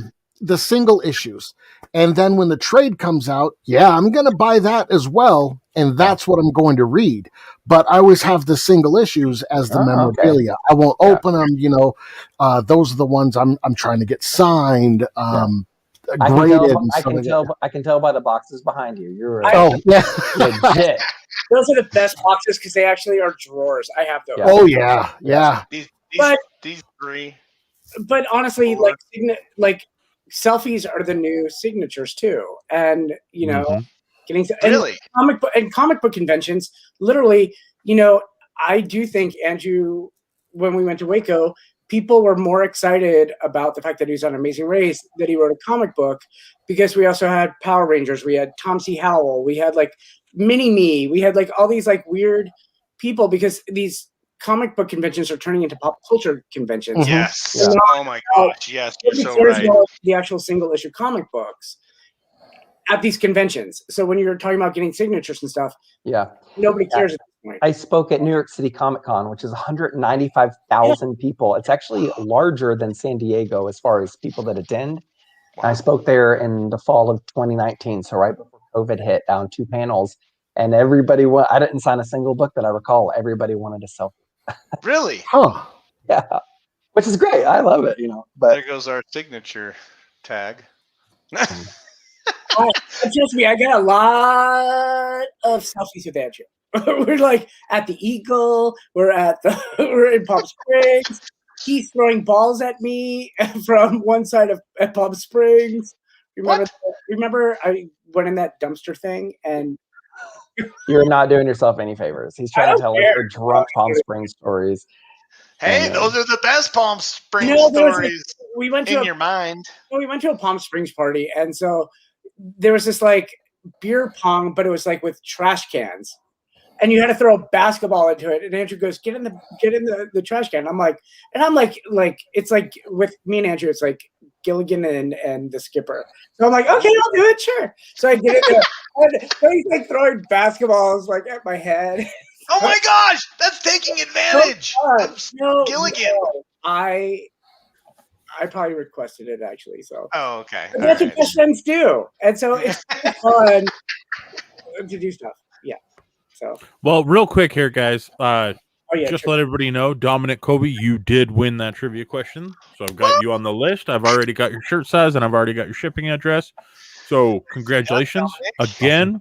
Remember, it's going to take a little bit of time for the stuff to come from Darren to us. Take us a little bit of time to repackage it with shirts and get it shot out to you guys. Darren, keep in mind that you should probably send 3 extra of everything, just in case, you know, that way we can make sure they get places safe, you know. Going to you guys, so just or just the whole box, just shoot the whole box. I will send you guys a bunch of stuff because you guys support us, not just with Andrew and just not with me. You guys have always supported us, and you guys can read our books literally through you guys.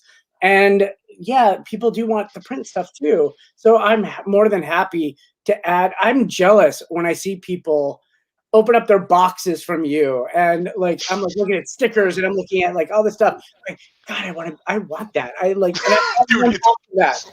It's so awesome. You guys do such a great job. Oh, I'll make sure that Amy knows that. That's actually that's Amy that handles our logistics.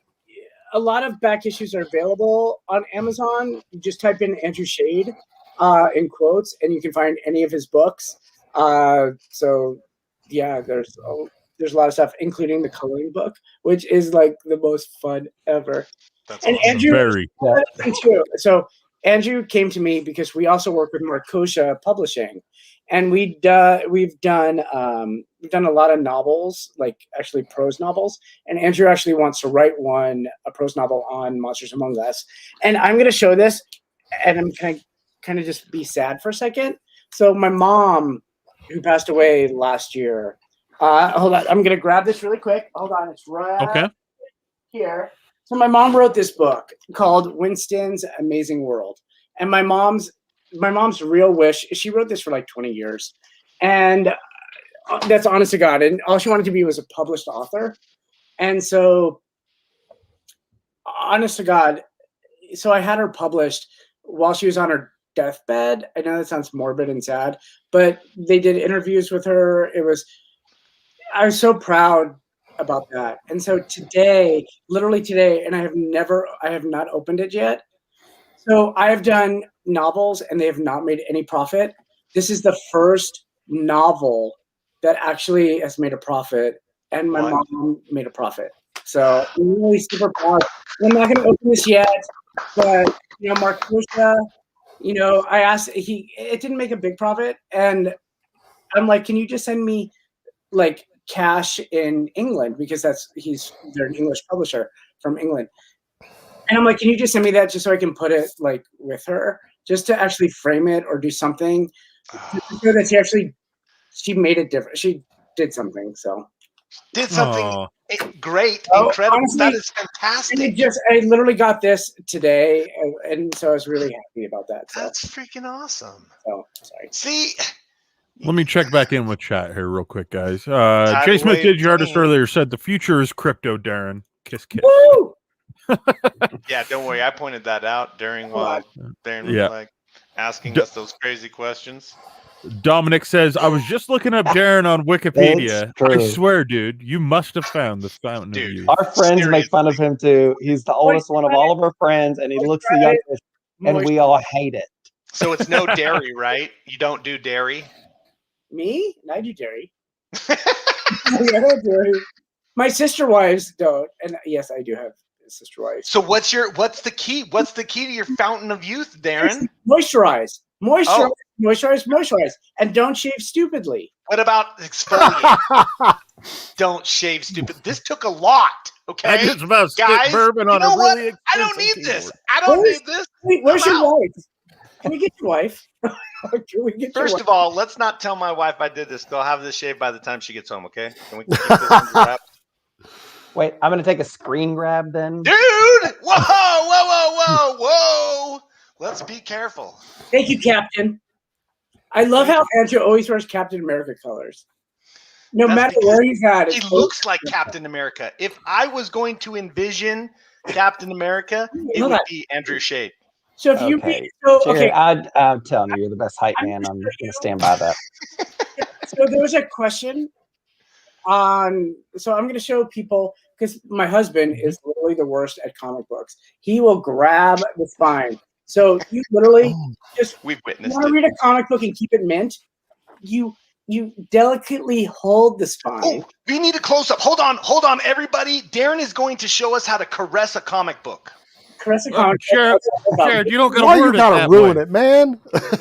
And you just nicely you make sure the spine is not ruined, and that's the best way to do it. Or buy a version of this and then read it on Crypto Comics. Hey, somebody clip Yeah. that. There we go. Someone said that. And so one thing I have learned is definitely board and bag your books. Oh yes. Yeah, because otherwise, like moisture, all that type of stuff can be bad. So Unless you're in Crypto Comics Marketplace, and then you don't have to. Then it's fine. I always try to protect my books, but I have a bunch of little nieces and nephews, so they're all like babies. And they come over to my house. I'm so happy. I'm an active uncle, and they run around and they pull my comic books off my shelf and just like chew on them, and I'm just watching like, okay, I'm just to be a good uncle. Good uncle. I'm trying to. They're just like Favorite drooling uncle. on it. You're stronger like- than me. Yep. Okay.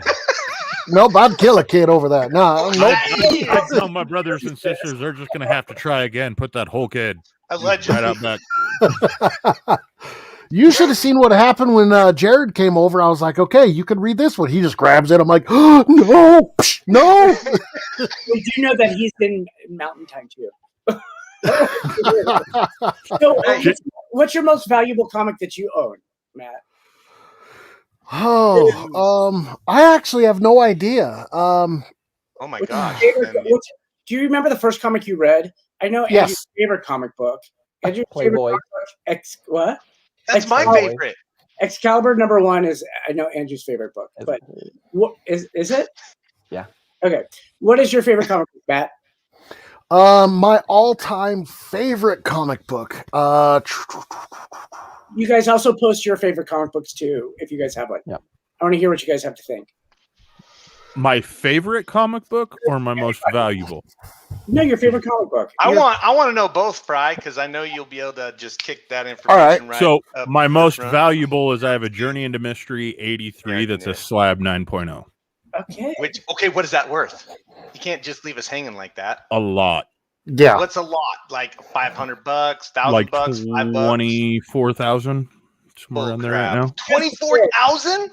So we know he lives in Idaho too now. And now we just like Google out where he lives. If I had $24,000, I wouldn't have to do reality TV anymore. So long story short, though, it's actually my first comic book. My godfather gave it to me at birth. He got it graded a long time ago. Back then, nobody cared about Thor. Nobody cared about grading. It gained a lot of value over my lifetime. Who It's not. graded comics back then? Well, he owned a comic shop. Okay, gotcha. Okay. That's So, where it yeah. comes from. Mm-hmm. So So that's very remember old. the ads where you live to send the other books to. Andrew will go there and we'll get them.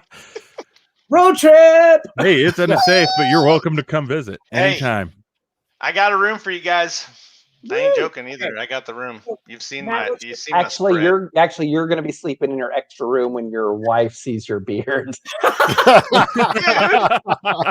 You're not gonna see it, guys. I got this handled. Hold on, I'm texting her. Hey, Darren. There, yo. Cut, So guys.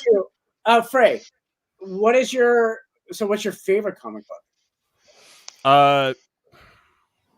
My favorite one isn't really fair because it's a Harley Quinn comic, That's but okay. it's because Chad Harden sketched our logo on it. Okay. And that's my favorite one, just because that was the first comic I got from a creator, like, as a gift for us doing what we do. Okay. Perfect. That's cool. So, What? Was it a Harley Quinn #1? Was it Harley Quinn versus? it is. I think it's a #3 actually that he gave me. Wow. Yeah, #3. It's That's a good. weird variant cover one. But yeah. Matt? All right, Matt, what's yours? All right. So my favorite, I couldn't honestly tell you what my most valuable one is. I guarantee it's nowhere near what Fry's got. I'm gonna have to rob him later. But my all-time favorite one has to be, I would say, it was. This one's going to sound weird. It was a Death of Superman trade. Now, the reason it's like so valuable to me is because I took this around at a convention and I got it signed by every single person who worked on it, from penciler, letterer, inker, everybody, colorist. Wow. Death of Superman with it was the Death of Superman trade, the full trade. Okay. So it was all of the comics. Okay. So I mean, I got it signed by everybody. So that's so cool. Damn. Okay. I want to say this too. So I just met Fry and Matt tonight on this Zoom, and you all let me call him Scott for like 35 minutes because that's what shows up on his little screen. And no one corrected me. So you know what? A moron. No, it happens all the time. It happens Darren all the time. Darren referred to him as Matt, Mark put for the name 4 Matt streams. on your little thing. Andrew, I didn't even know his name. I was like, fuck, I don't know who this person is. No, I get it all the time. It's just because every time I'd write something, it was always an M. Scott Russell. So, yeah, everybody always just kind of assumes I've been called Mark, Scott. Now it's Matt. Who did that? That must have been Fry that just changed it. So, yeah, you know what? I'm used to it. So this will make sure you get it right, Andrew. If you could just change my name to Captain Awesome, that would be great. I can handle that. Hold on here. He's going to change it to like Captain Obvious or something. I know. People are like, wow, this Andrew guy's obnoxious. I think my most valuable comic is 10th Muse #2, the Naked Rina Miro edition. That was a Tower Records. Oh. And we did that because Tower Records was doing like exclusives at the time, and nobody else was doing really exclusives. And this is where we're at Image Comics. And so they were like so pissed that we did this. Like we did a #1 exclusive that was just like the same cover as #1 for everything, but we changed like borders out of their logo because I didn't know what I was doing back then. Not a clue. And so then with this exclusive, we literally have her, Rina Miro, naked, standing there like this. You can't see anything. It's almost Janet Jackson. And I think it goes for like, it's nowhere near $2,400 or $24,000. It's probably like a couple $100. So that's my most valuable. My favorite one, Teen Titans the new Teen Titans #1. I remember with Cyborg on the cover? No, with all of them coming at the monsters. Oh yeah. Okay. And working with, because Marv Wolfman wrote 10th Muse for 10 issues, and he was my hero. And so getting to work with him and getting to like be like having meetings with him and learning how to write comic books, because I learned how to write comic books from him. And so I did Legend of Isis from learning how to do that, which is such a cool thing. We'd be at Jerry's Famous Deli, which is now closed down. Thank you, COVID. Support your local business, everybody. Totally, yes. And I got to like sit with him, and he would teach me about comic writing, and we would talk about plots for 10th Muse and that type of stuff. So it was super fun to do that. So, and to be clear, I was given that comic when it was only worth about $200. Okay. What? All right. Are you serious? Yeah. How did he know he would like you that much? You were a babe. His favorite comic was Thor, so he gave me the first appearance of Thor. Wow, that's incredible. It was literally How did he know simple. you were gonna love comics so much? I mean, he force-fed him to me. Oh, he made sure you had no choice. We're gonna force feed you coloring books now. Oh, yes. Yeah. Monsters Among Us. Which, by the way, I just want to say, the most valuable. I've actually seen your collection, so it's not really that valuable. But no, because he's like a reader. You are like, Andrew's like the best person to go to a movie with, because like the first time I actually met him in person, and I was intimidated to meet Andrew. And he's so good looking, right? You're like, Oh, y'all. no, because so I was friends with him on Facebook, and he was a big deal in Portland. He he did all the stuff for Cascades projects. Oh, so it was the name and the looks. No, the double threat. He was like, he has done so much for nonprofits and all this great stuff. And so I was like so nervous to meet him because I was like, saint. And literally, and I was like, and triple then threat. So then I remember going to go see Guardians of the Galaxy the first one. Oh, I love that one. I was invited to be a part of this group. And I remember he was dressed as Rocket Raccoon. Oh! And that's why you are he's opening night, the only one that dressed up, and I was like, oh, y'all suck. That's what you should have been thinking. That is awesome.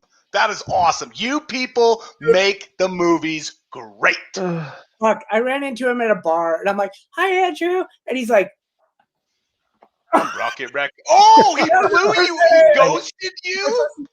He's like, I did not see him in the bar. It was loud and we were drinking. I did not see him. He had his rocket blinders on. We met in the movie theater, and it was and it was and ever since then we've been best friends. And you are a great writer. You are so much fun. I do miss you because you are a lot of miles away. So, and COVID sucked because we have not got to see each other as probably you three, unless you guys all hang out. Yeah. We're big travelers. So I'm back in Portland, and we meet up in random places all the time. Vancouver, Palm Springs, Fort Lauderdale, blah, blah, blah. But this year is brutal. So this is for everybody but Jared. Get vaccinated. And because I'm coming out to go see Andrew in June for his birthday. So. Oh, right on. It's 30th. That's going to be a party. We're going to do some birthday. Or it could be. And I'm definitely, Jared, you are totally invited. Mr. President. Jared, I'm inviting you to be my hype man on my birthday, dude. I'll pay you a flight. Dude, you'd be there like, this is Andrew, he's the man, and I'm like, this is my dude, right? This is my dude. I'll be like, I will be there for you, man. I will be like, give me that mic. Hell, I don't even need a mic. No, I'm just kidding. He really doesn't need a mic, man. Trust me. No, at all. You're fine because he's anti-vaxxer. Dude, we'd have so much fun. I'm not even joking. I'm not. I know we would have the best time. You're my best virtual friend. Thank you. Aww. Thank you. Hey, I It's got a Kodak this. moment. I got this. Free dad hugs. You guys have nothing planned for Tuesdays. That's literally why we need our show. What are you talking about? I got nothing planned for Tuesdays. Are you? No, I'm saying me? you and I. We do our own show for Crypto What would it Comics. be? What would we call it? Let's call it. Literally Adderall talk. Okay, I'll tell you guys what. Matt and I can take a break on Monday. You two take couch on Monday. Whoa, hold the phone. Do a special edition couch show on Monday. I'm Darren and Jared. That by myself. Give me 2 Mondays. Not the this hype Monday, special. Next Monday, not this Monday, but next Monday, and I will get. I want Stormy Daniels. I'm gonna do casting couch Monday. You are Captain. It's not that kind of couch. Okay, look, you got famous for being That was so awesome. Andrew, you're so bad, eh? That was awesome. I stepped right into that one. Oh man. That was beautiful. That was beautiful. But no, that would be awesome. Dude, that would be awesome. I'll go couch with you. Literally 2, because Monday's a holiday. Nobody's going to watch us anyway. So sorry. But nobody's going to watch us anyways. What are you talking about? Well, anyway, I will get Stormy. I will get some people. Dude. So you're hot right now with Dolly Parton. Bring her on. Come on now. Right? That was a joke. Wait, hold on. We're not working with Dolly Parton on the comic book. We have never worked with Dolly Parton on the comic book. We plan not to work with Dolly Parton on the comic book. That's a legal disclaimer he's doing if you didn't catch that. Yes. Okay. Thank you. Okay. Yes. And just so everybody knows. Okay, Jared, fine. You're getting your own show, but you have to shave your beard in leopard print next time. You know how fucked up that would look? You guys, Yeah. no, that would not look good. It would Thank not look you good. guys so You much. see leopard This is print gonna and be you so think, great. oh, sexy, right? Because it's leopard print. But on my face, it would not be. It would look like trailer trash, like I had like real problems. This took skill. This was talent. This took a minute. That's not a huge gap from where we're at now. Talent.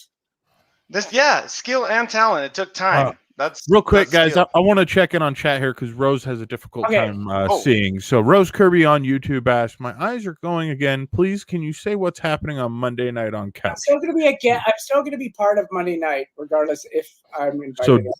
Yep. So Darren, we were going to do like an actual formal announcement, but I guess we're not going to do that now. In 2 weeks, we will do Jared and Darren's excellent adventure. No. Let's call it the Incredible Duo Couch. Nope, too late. That is what's happening. What Darren just said. Oh, I didn't hear. Sorry. Darren and Jared's excellent adventure. Darren and Jared's excellent adventure. Hey, come on, you got to do the air guitar. What's your favorite number? 69, dude. Yeah, right on. Yeah, cool. Yeah.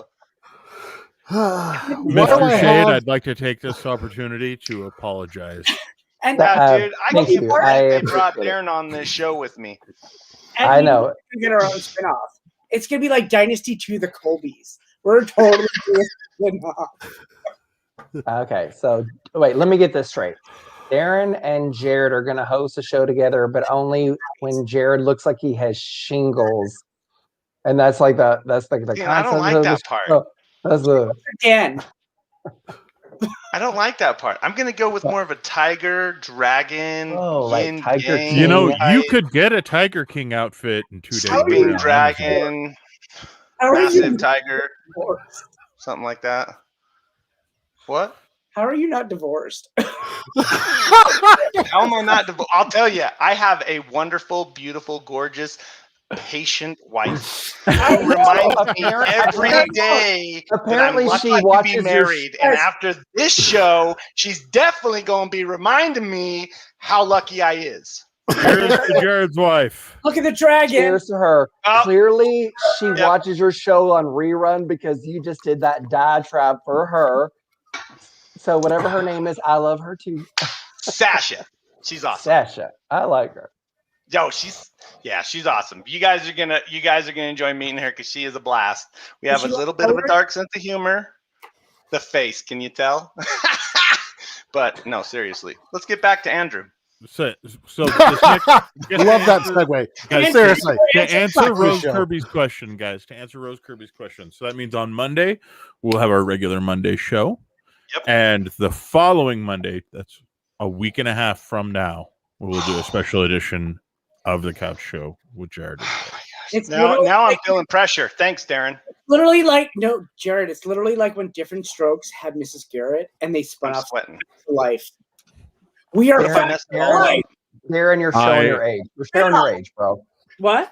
I don't know if I've ever looked forward to one of our shows more than this. The new Punky I know. On ABC Cocker, NBC. Fry, this is going to be great. We're going to have the day off. Oh yeah. Jared's going to try to run chat.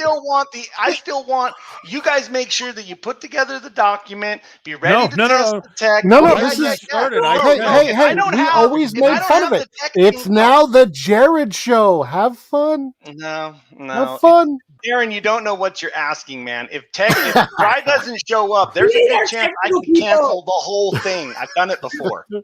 Look, Andrew Dodge is hyped up too. Yeah. Hey, other Andrew that just typed in, are you going to join us on 2 Mondays from now? Yeah, Crutchy. We go chat. Of course, Crutchy. Let us know. He's so awesome. All of our fans and everybody who shares and watches our shows. Thank you so much. We really do have a really, really awesome group of people that comment with us and come here and have laughs with us because Without all you guys, this wouldn't be possible. Thank you so much for being here and supporting a great writer like Andrew Shayde and a great publisher like Darren Davis. I mean, these people are the people that are making this industry happen.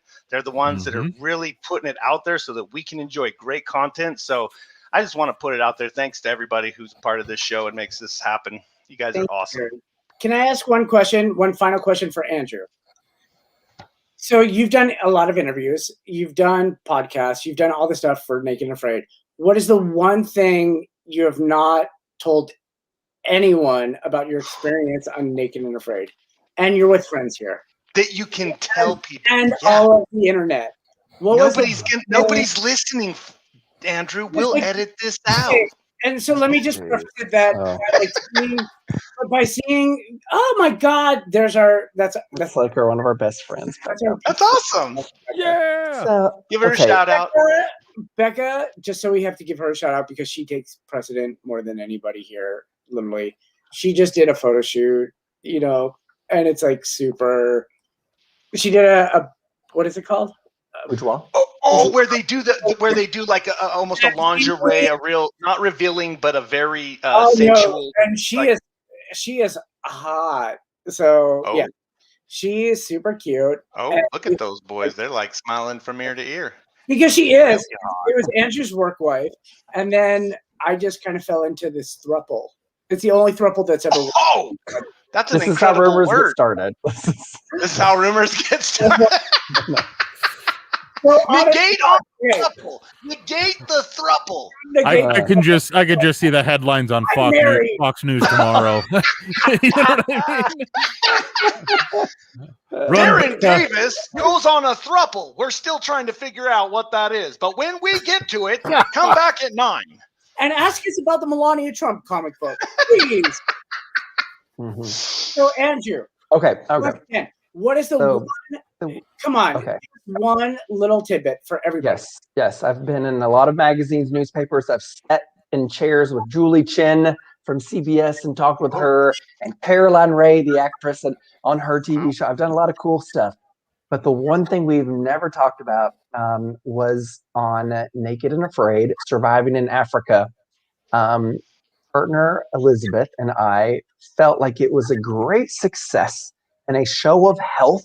And we're doing this and we're doing it right. We're surviving well, like champions, because we pooped that day. So we felt like, because a lot of people go on Naked and Afraid and they're like, I didn't poop for 3 weeks, and we just felt like, I don't know, like we ate a snake and some clams, and so like I pooped, dude. So like pooping made us like so cocky and obnoxious. So I would like prance away into the jungle alone and like do my business. And I would yell. And of course, all their camera and sound guys they're all off in the jungle too, but they can hear me on my microphone and my necklace at all times. And I'm like, oh, Elizabeth, from like through the jungle. She'd be like, what? And I'd hear it echo through Africa. And I'm like, I just pooped. And she would yell back, that's awesome. And like we were doing uncomfortable question. Did you wipe? Jared, stop asking questions. What did you use to wipe? Leaves. There's no toilet paper. No. Okay. So did you know what type of leaf to use, or were you just guessing? Yes. Oh, no. Yes. Oh my gosh, that would have been so scary. I would have been like, oh, which one? I can wash my hands. Yeah, most tree leaves generally are okay for. Okay. You're right. We did have to know that. We did. Andrew, another question. Oh my gosh, I'm gonna just ask a couple questions here. So, is this about pooping? No, it's not about. I actually had a question about that. That's why before I was like, "What's off limit?" Remember, because I had a question about that. I'll tell you anything. Okay. Off limit. So you've seen like Johnny, who's the guy in Survivor that gets like a bad rap? Johnny Bear or something. Fair play. Oh no, never mind. Yeah. So do you think you actually got a good edit, or do you think did you get a good edit, or was that really you? Yeah. Okay. First of all, Johnny Fairplay didn't get a bad rap. He gave himself a bad rap. He was awful on Survivor, and he deserved his edit. So he whined about it. The one thing about reality TV is, yes, they can show out of weeks of footage. They can show the few minutes where you really whined or complained, but they can't show anything on TV that you did not say or do. And that's just my mindset. Like, as long as I don't say, whine or say these awful things, they can't show it because I didn't do it. So whatever they show on TV, you said, you did, own it. That's my philosophy. And all the villains that have been on these reality shows, like, no, that's not fair. I'm like, you said it. They showed it. Yeah, they wouldn't be able to put together an edit unless you gave them that content. Exactly. They can edit you kind of whiny, or they can edit you this, or you really had a sense of humor on this show. And it was really, honest to God, and this is just me as a viewer and not as your friend, I thought it was one of the best episodes because it was just, it would be like almost like me there going, what the fuck? It's like, you so, well, I'd be scared and running away from everything. But you brought so much humor and levity to it that it made it fun to watch. Oh yeah, I loved growing up as a scout and camping and backpacking, and I loved all that as a child. But I really have been out of it for a long time, so a lot of that was like, I think the real man's response, like, wow, this sucks. Like, today sucks. But that's funny, right? Like, I'm literally bleeding from 8 different places. Okay, that's hysterical. You know, like, I'm gonna use the restroom really quick. So, but I want you to tell you, did you get a tick bite? Yeah, I did. Darren is so sweet. I gotta say, the weirdest segue. My wife was on her phone, and I was watching it, and she looks up just as your partner, I can't remember her name, Elizabeth, yeah, like Elizabeth was kind of spreading for you, and I was like, oh. And she was like, what in the hell are you watching? I know.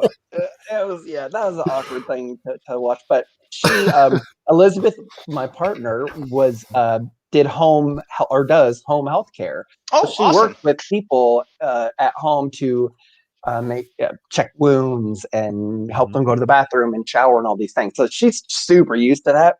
So after a few days, when I felt something hurting it was really at my tailbone. They say like in my butt. Of course, I said that out there because I was being funny. It wasn't in my butt. It was like right at the base of my tailbone. So where your little butt cheeks come together. She's like, let me look at it. You're like, sheep. I was like, no, you look at it. Come on, I've seen all this before. And I'm like, okay. Like, not mine. I try to show Jared my tailbone all the time. He just no, that's a lie. Allegedly. Oh yeah, that's why he wears the kilt all the time. Oh, easy access. It's nice and breezy. Keeps it aired out. Yeah. Yeah. No.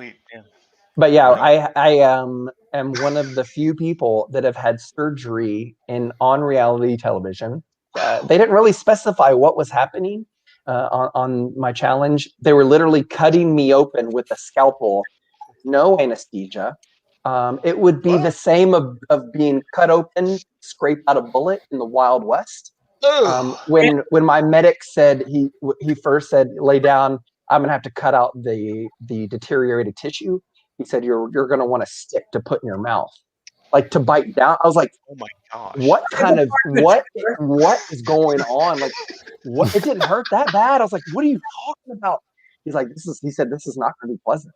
I was like, oh my, I literally took the strap. We have these satchels that carry our microphone pack. I put that in my mouth. I was biting down on that. And I may seem silly, but I like pride myself on being able to take a lot of pain. I've broken both my hands, all my fingers, all these things in sports. And it was worse than anything I could ever imagine. I was literally, imagine having surgery right now with no anesthesia. And that's exactly what's happening. No, and so my partner, he's just like rubbing like my butt cheeks. Just like, It's okay. Oh, what a Oh, okay. sweetheart. Hey, the fact that she was willing to be there and coach you through what sounds like an incredible feat, like childbirth for those. exactly what I was thinking, because I've been there, and you got to be having a coach is a big deal, and so the fact that she was there with you, coaching you through that, I mean, that's bonding. Do you worry about Lyme disease or anything like that? That's Yep, that was definitely a concern because we had taken the ticks out. Actually, there's 3 of them. We'd taken them out several days prior, and it was just the infection that was left over that was causing this kind of not sharp pain, but it's kind of this constant pain. And Pointer sisters. And did they? Where? So they were. What are they? So they had to cut open it after several days of taking the ticks out. They had to cut that open, and the infection has started to deteriorate the tissue below the skin level. So not only did it cut me open, he had to scrape out all of my flesh. Oh my gosh! And that's what was happening. So anyone just tuning in, thinking we're about to talk about comic books, you're welcome. No, we're going to talk about crazy. Wait, hold on, you guys. Let me just say this really quick. Andrew's episode of Naked and Afraid is April 18th. You guys have to tune in. Unless you have Discovery Plus and you can watch it now, which I think I know, like special Mark, people. Scott, Fry, whoever the fuck these people are. Thanks, Sharon. Why we love you, man. Appreciate it. Thank you for the subtitles of your name. We need that cut. Yeah, you guys have to tune in because it really, it was so fun. And if you haven't watched Naked and Afraid, it's one of those shows like I've heard of it, but I've never seen it. But once you watch one, you have to watch 2. And you're like, oh my, who would do this? Then you have to watch 3. And then you have to watch just to like make sure, like just the 4th episode. It is really addictive. It really is. There's a whole bunch of shows on that Discovery Plus. I was like, okay, look up Naked. And I didn't realize how many naked shows they had. Honey Boo Naked? Was that? No. Naked? There's no naked pageant shows. No. No, it's all of us. It's all of us that you don't want to see naked. It's like so. Yeah, I put on Naked and Afraid, and I ended up watching. Like I binged the entire season of That was hilarious. And then we ended up watching this Naked Realtor show. It was hilarious too. Yeah, it's on there. Matt, I swear this same thing happened to me. I've seen every episode of Naked and Afraid, and me and my friends were like, oh, watching another challenge from my season. And then we're like, what is this Naked Realtor? It was like, it's a realtor who sells homes in nudist communities. You guys. Are they naked when they're selling the homes? We were drinking and watching it, and we could not. You guys, can I give you guys an exclusive? Yeah. Andrew just got his realty license. Just saying. What? Oh, I thought you were about to announce a spoiler that you're not supposed to say. And I was like, you're a man of many talents. So he's going to be naked and oh yes. Oh yes. Truly a man of many talents. What a smile. Yep. Here we go. Flash those pearly whites. It's called Shopping Naked. Shopping Naked, Jenny. Oh my gosh. That would be weird. Another question too is like, what did you find more fulfilling, Naked and Afraid or Amazing Race? Ooh, interesting question. Oh man, that's so hard to compare. When I did Naked, or when I did The Amazing Race, I was 21. I was young. I hadn't traveled internationally yet, and I got to do that with my dad.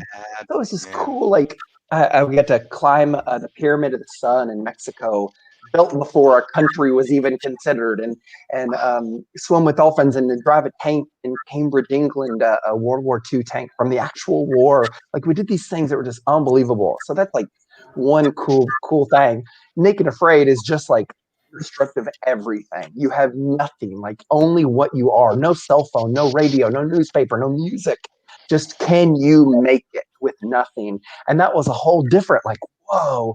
So I don't even know how to compare those two. They were both amazing and brutal in their own way. They're also being filmed on both of them. So that's where I'm like, so with Amazing Race, you are being filmed because I've seen Naked and Amazing Naked Race.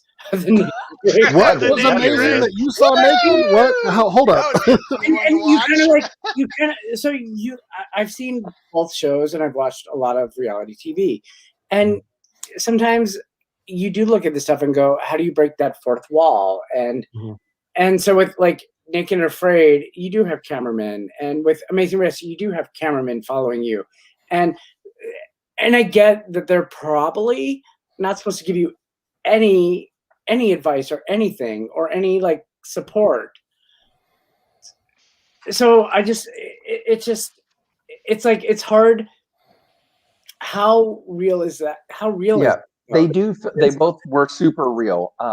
They didn't make me do anything or say anything I didn't want to do. So that gave me, because I was a reality TV fan, for the first before doing it, and but I appreciated that they didn't make us do anything we didn't want to do. They literally just followed us. Now I will say, when you do a show like The Amazing Race or Naked and Afraid, you so quickly just almost forget that they're there. It's kind of like forgetting that Jared is on this conversation. Like you just black them out. You just keep going. I just call him Badger. No, I'm just kidding. But you really do. You forget the camera guys are there because you're just focused on, man, I need firewood. I got to find something to eat, or I've got to get to this next route marker on the race. I'm so stressed out about it. You just almost black them out. That's why they get good footage, I think, and even people acting poorly, because you forget that they're there really quickly within a day or two. They're there, like, so from Amazing Race, all the people, like all the racers and all that stuff. Do you really? I just, that's where I just like, because you have a camera crew in a taxi with you, and do you sometimes not want to yell at the taxi driver or whatever you're dealing with? I mean, I assume everybody's different. I was always, I'm a very competitive person. Like I won't play, my family is very competitive. We won't play Monopoly together anymore because it like ruins our family. So we can't even do that. That's how competitive we are in sports. And I was a nationally competitive cheerleader for 14 years. And my brother played football and on and on. And so like, we can't even play those games anymore. So I didn't think about the camera because I was focused on, I have to do this. I have to get here. I have to finish this, or I have to find water. I have to find shelter. I have to do all these things. So I just blocked that out because to me, like that, they're in my way. Like I'm just here to win and to complete this and to finish. Now, everybody may not be that way. Some people may be like, I'm just here to look cute. And so I'm looking at my camera angles, or I don't know, but I don't. Like I black them out. Like they can do whatever they want. I need to focus on what I'm doing. Hold on. So I have a question. So do you feel that I had my hand up. I feel like this is. I didn't see it, dude. I'm sorry. I'm just joking. Go ahead. No, go ahead. No, you. Okay, I'll go first. Yeah. All right. Thatcher, you're up. So, no, wait, now I forgot my question. No, wait. Let me... You guys see why I wrap this up at 2 hours every time? Oh, This yeah. is what happens. Wait. I have one great question. I have one great question before we wrap it up. Please, Fry. And Matt has one. Oh, okay. One each, and then we're wrapping up. Oh, of course. Matt can ask your question. Right. Okay. So I'm getting ready to ask my question. We can see that. Okay. So my question is, do you feel that intense focus helps you with your writing these great stories that you do? Yeah, I think so. When I first started writing Monsters Among Us issue 1, I've read a lot of comic books like all of y'all have, and a lot of everybody watching has, and I just didn't want it to just be forgettable. And it will be to some people. I have no power over that, but I wanted to write something different, something that made you think, that people could. I appreciate a movie or a book or a comic book that you read it or you watch it, and then you want to sit and you want to talk to your friends afterwards. You come out of the movie theater like, can we talk about that scene, or can we say something about how that ended? And so I really wanted to write something that does that, and really any book that I do. I just want it to mean something, or to have someone go, oh, like I want to talk about that. Like, so I don't know that I did that, but that's what I always hope to do. And that's my competitive nature. I want my book to stand out. I want it to mean something to someone. And there were books that I read growing up that did that to me. So, as somebody that edits you, you are a very thoughtful writer, and that's one of the things I appreciate you. You actually think things through. Where I am a different type of writer. I am more of a visual writer. So I write the old Marvel way. You write literally the way comic book writers write, which is more full script, full screen, full everything. And I am more, I trust and this is a big comic book thing. I will write the Marvel Comics way, where I will do page by page by page by page and just give like a little blurb of what I want on every page. I've seen your scripts, and your scripts literally are, you show how many panels, you show everything.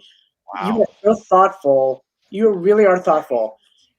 Where I'm different, where, as I said, I just literally write, okay, this is what I want to happen, and then I'll go back in when the pages come, and then I'll do dialogue. That's the way the Marvel Comics way used to be, and how things are. And when I was writing 10th Muse, that's the way I do it. But you visualize everything, and you visualize it like a director. Every writer, does their script in a different way. And I send a lot of images to my artist, and it's very specific on the panel layout, very detailed about the background, a lot of notes to the colorist. Oh, wow. Because I want that to mean something. I had some of the best English teachers growing up in literature, and they talked about, of course, in high school, you have to break down every book. And why was the bird red, in this story, and what does that mean? And like, I want to be a writer that does that, even in comic books.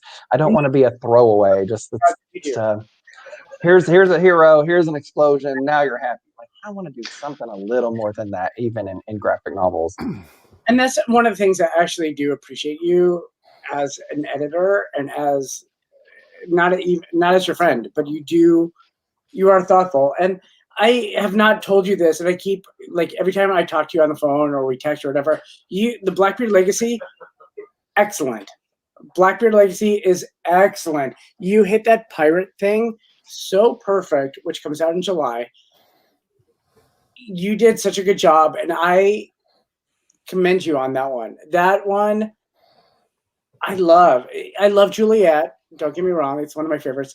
But the Blackbeard Legacy Origins came out so good, and I'm super proud of it. Did you saw it, right? Did you see the review copy that I sent you? Yeah. What did you think? It's good. I'm super excited. I'm super excited about that. I'm super also jealous right now, guys. So, are you guys We're all coming talking back about a in book July, I can't then? see. Thank you very much. I'm over here salivating. Yeah, we're coming back in July, and I'm going to dress as a pirate from Blackbeard Legacy. But yeah, thank you. That's super sweet. I'm also a history nerd, so we kind of talked about in Space Sports when I was going to be writing dialogue for Stormy Daniels and former presidents, and I read a lot of their interviews and watched them past interviews. Like, I wanted to get their dialogue. I want to get them right. Like, I'm a history nerd. When I travel, when I go on vacation, I do all the history tours and go to the museums. Like, so if I'm going to be writing books, I want to have the background right and the characters right and their dialogue right. And I love, just because I'm a nerd and I like that stuff. And your dialogue really for Blackbeard Legacy was really good. We retold her origin. And so for those that are new, sister wife Jen, she's our COVID friend. Hello. So sister wife Jen. We quarantined from day one together, so that's why she's a second fan favorite to all of you've been most of our crypto comic things. So. Yeah. Oh yeah, she was at the 20th anniversary. We partied hard into the night after everybody else bailed on us. Cheers. Okay, as a girl, as a straight woman, yeah. What do you think of his beard? Cheers. Well, let me zoom in for. Let me. This was on purpose. Oh. Did she tell me that I'm ugly because I wasn't listening? No, not at all. She said, "Whoa, he's hot." That's what she. I heard You guys handsome. are so full of crap. I can see it in your eyes. What was the intention there? I can't. So You've heard that Pepe Le Pew is being like banned. He want to do homage to Pepe Le Pew. Thank you, Andrew. I'll take where that it. comes from. I'll take it because I just saw that minx of a cat run by. Come on in. Hold on, we're bringing Daniel in too. Someone. He's the other fan favorite. Oh my Daniel gosh! saved me. There you Hey, go. Daniel, how you doing, buddy? Andrew's gone. How you doing? Okay, all right. Captain Amazing And left Andrew us. back in Captain right now. Amazing is back. Hey. Actually, we should change that to Captain Incredible. So, Matt, you had another question before we wrap? Nate. I do. This is kind of a personal question for you. Hope you're okay with this. Yeah. In Amazing Race and in Naked and Afraid at the very beginning, like I said, you brought up your dad. Watching the Amazing Race, every time it would kind of like go back to like the interview with your dad, he just there didn't seem to be any of that. I guess not animosity that you were talking about. That struggle. It was just like a dad going, "Oh, there's my kid doing that again." Like running down the street with the backpack unzipped, and he's picking up all the stuff. And he was like, "When is he gonna grow?" Little stuff like that. Can I tell Andrew what to tell the story of? Ninja Turtles. The Ninja Turtle story about your dad. It was Power Rangers. It's like Power. No, it wasn't. Oh, we love Power Rangers. Yeah. He loved Power Rangers, and he wanted. Oh my God, this is one of my favorite stories about Andrew. So my dad has had an incredible adventure between my growing up Southern Baptist, coming out to him when I was 17, and then doing the Amazing Race together when I was 21. So between like 17 and 21, it's just kind of awkward. But he was like, "We're all equal here. Like, yeah, I go to church. This is, we all believe differently, but it's cool. You're still my son no matter what." And I respected and loved that. The greatest story of my dad ever, who I did Amazing Race with and talked about on Naked Afraid. It was the biggest snowstorm in Kentucky history up to that point. Yep. And I was young, and the Power Ranger action figures were the hottest thing on the market. Couldn't find them. The original, 5 colors of Power Rangers. And school had been canceled that day, and a local Target called me, and I was on their waiting list. They said, "We just want you to know that we have the pink, yellow, and blue Power Ranger action figures here. You're on our waiting list, but we can only save them for 24 hours. Mind you, there was 18 inches of snow and ice on the streets. No one could drive. It was actually, I think, illegal to drive. It was an emergency. And so I went to my dad. I was young. I said, "I know you're just going to say no, and that's okay, but Target has the 3 Power Ranger action figures that I don't have, but we can only go get them today." And he looked me dead in the eye. I think he even grabbed me by my collar, and he goes, "Son, get in the car."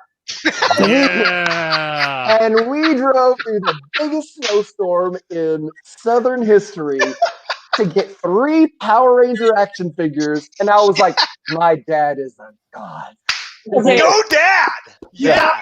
Can I just add something? And we've got to Walter now. For So your the dad, one man. weird thing that I just have to add to this, Andrew, is that your dad owns a Zamboni. Yeah. I'm like, why would he? Hell yeah. Zamboni. He literally can His drive dad- on ice. So his dad, can drive on ice. Why did your dad not use the Zamboni? A, and B, Trisha Yearwood and Garth Brooks skated at a skating That's rink. true. Yeah, my dad runs an ice skating rink here in Lexington, Kentucky. He does drive a Zamboni. We didn't have the Zamboni at home to drive to get Power Ranger action figures. And one night, I, like all of us, worked for our dads right at some point when we were 17 years old. I worked at the ice rink, and I was closing up the rink one Saturday night, and he called me at 11 p.m. at the ice rink and said, "Andrew, stay there. I'm on my way." And I was like, it's 11:30. Everything's clean. I'm going to bed. He goes, "Stay there. Someone just rented out the rink." I'm like, it's 11:30. Who rents out the rink at 11:30? It was Garth Brooks and Trisha Yearwood, who had just had a concert in Lexington, Kentucky. Apparently Garth Brooks loved playing hockey. So my dad showed up, and then sure enough, 5 minutes later, Garth Brooks. Hey, Wow. Trisha Yearwood. Hey, girl. And we hung out with them until 4 o'clock in the morning. Me, my dad, Garth Brooks, Trisha Yearwood, and 2 of the road crew who played hockey with them. I was like I literally sat with Trisha Yearwood for 4 hours. It's like, so like, what's you grew up where? Like, it was crazy. So. That is great. Oh, wonderful. And there was no smartphones Clearly, back yeah. And how many Power Rangers are you friends with now? A few. Yeah, it's fun when you do these Comic Cons, to sign books. You meet all these fun people from different TV shows, different writers, artists, and actors that play like Power Rangers. And we went to Comic Con in Portland, Oregon, and Karen Ashley was. Oh my gosh, I'm not supposed to tell this story. We were there with Karen Ashley, who played Aisha, one of the original Yellow Power Rangers, who was in the very first Mighty Morphin Power Rangers film, and the subsequent seasons, taking over that role from Lee Trong. And we took her out to the bars that night. We took her to the gay bars. We got her a lap dance. She's married, so it's no big deal. Oh my gosh! But Now wait a minute. Is this the one that put in the video on the 20th anniversary? Oh, it's me. It's mine. Is that Pooh? I believe so, I think that was Allison from Power Rangers Wild Horse. Okay.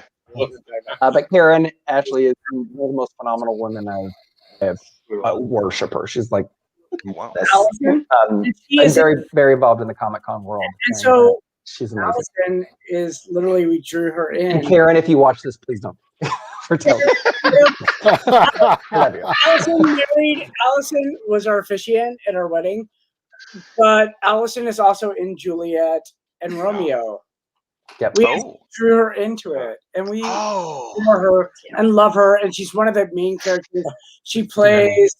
Who did she play? Please draw me into something, Darren. Something cool. Make me cool. Not like this. That beard's pretty memorable. The Badger. I would be a Badger. I'm cool with Badger. You have Badger. Badgers are cool. I faced off with one when I was 19 in the woods. And then I turned around and ran because when he did a 360 on me and bare his teeth, I was like, oh, I ain't facing that. And I was on Naked and Afraid, so I was like, I would eat that. Did you have any? That looks like chicken nuggets. Naked and Afraid. That in your head, did you think I'm not going to eat a zebra? Did you have? Of course, he wouldn't eat me, Darren. Oh, you're a zebra. Oh, that's a zebra. Oh man, a zebra would have fed me for 3 FYI, days. My shirt is from National Geographic, and I wore this literally for Andrew, and it is the African frog. It's not really. It really is. The poisonous one. It's the poisonous African frog print. So anyway, Andrew, did you have any limits to what you would do on Naked and Afraid? No, you eat absolutely not. I mean, I think if I had to pick the worst things, clams and land snail, like a giant snail I ate. Oh, those would be the worst things. You had escargot in Africa? It was awful. But actually, in the lodge, I stayed in this like African lodge. I was there sequestered by myself. The whole lodge was closed except for me. I literally was the only person there at this lodge in the middle of nowhere, Africa, because they kept us separate from my partner and the crew. And but the GM there like made all my meals for me. I got to eat zebra. I got to eat giraffe and kudu and yala, and so that was cool. So actually, I did eat zebra. Are they gamey? That's not during my challenge. I ate giraffe. Yeah. You ate Jeffrey? I did eat Jeffrey. Yeah. Honestly, zebra tastes fantastic. Really? All the herbivores do. Giraffe was super chewy. It was like octopus chewy or like bad. Like it took it. Yeah. I wouldn't eat giraffe again, but all the others I would. Oh. Come on, Dana. Wait, our other sister wife has joined the party. Isn't it? It's our bedtime. Well, we'll all right. So we're about to wrap this up. We're going to wrap this up. This has been so fun, but we do want to see Sister Wife number 2, of course. We love Sister Get Wives. over here. We want to see Daniel.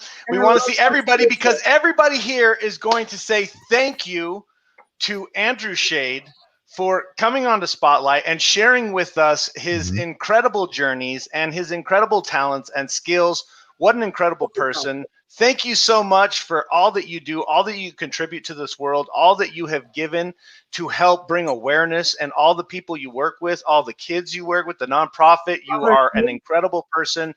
Thank you for hanging out with us on this show. This is truly an honor. Super fun, y'all. Thank you for having me. Glass to Andrew. Glass. Sister wives. Oh yeah. Oh, right here, buddy. Right here. Bros before. And thank y'all, everybody that tuned in tonight. This is a fun way to spend it. Y'all made it way funnier for chiming in and texting, and thank y'all. And everyone that makes fun of Jared is my friend. So whatever. Nobody makes fun of me.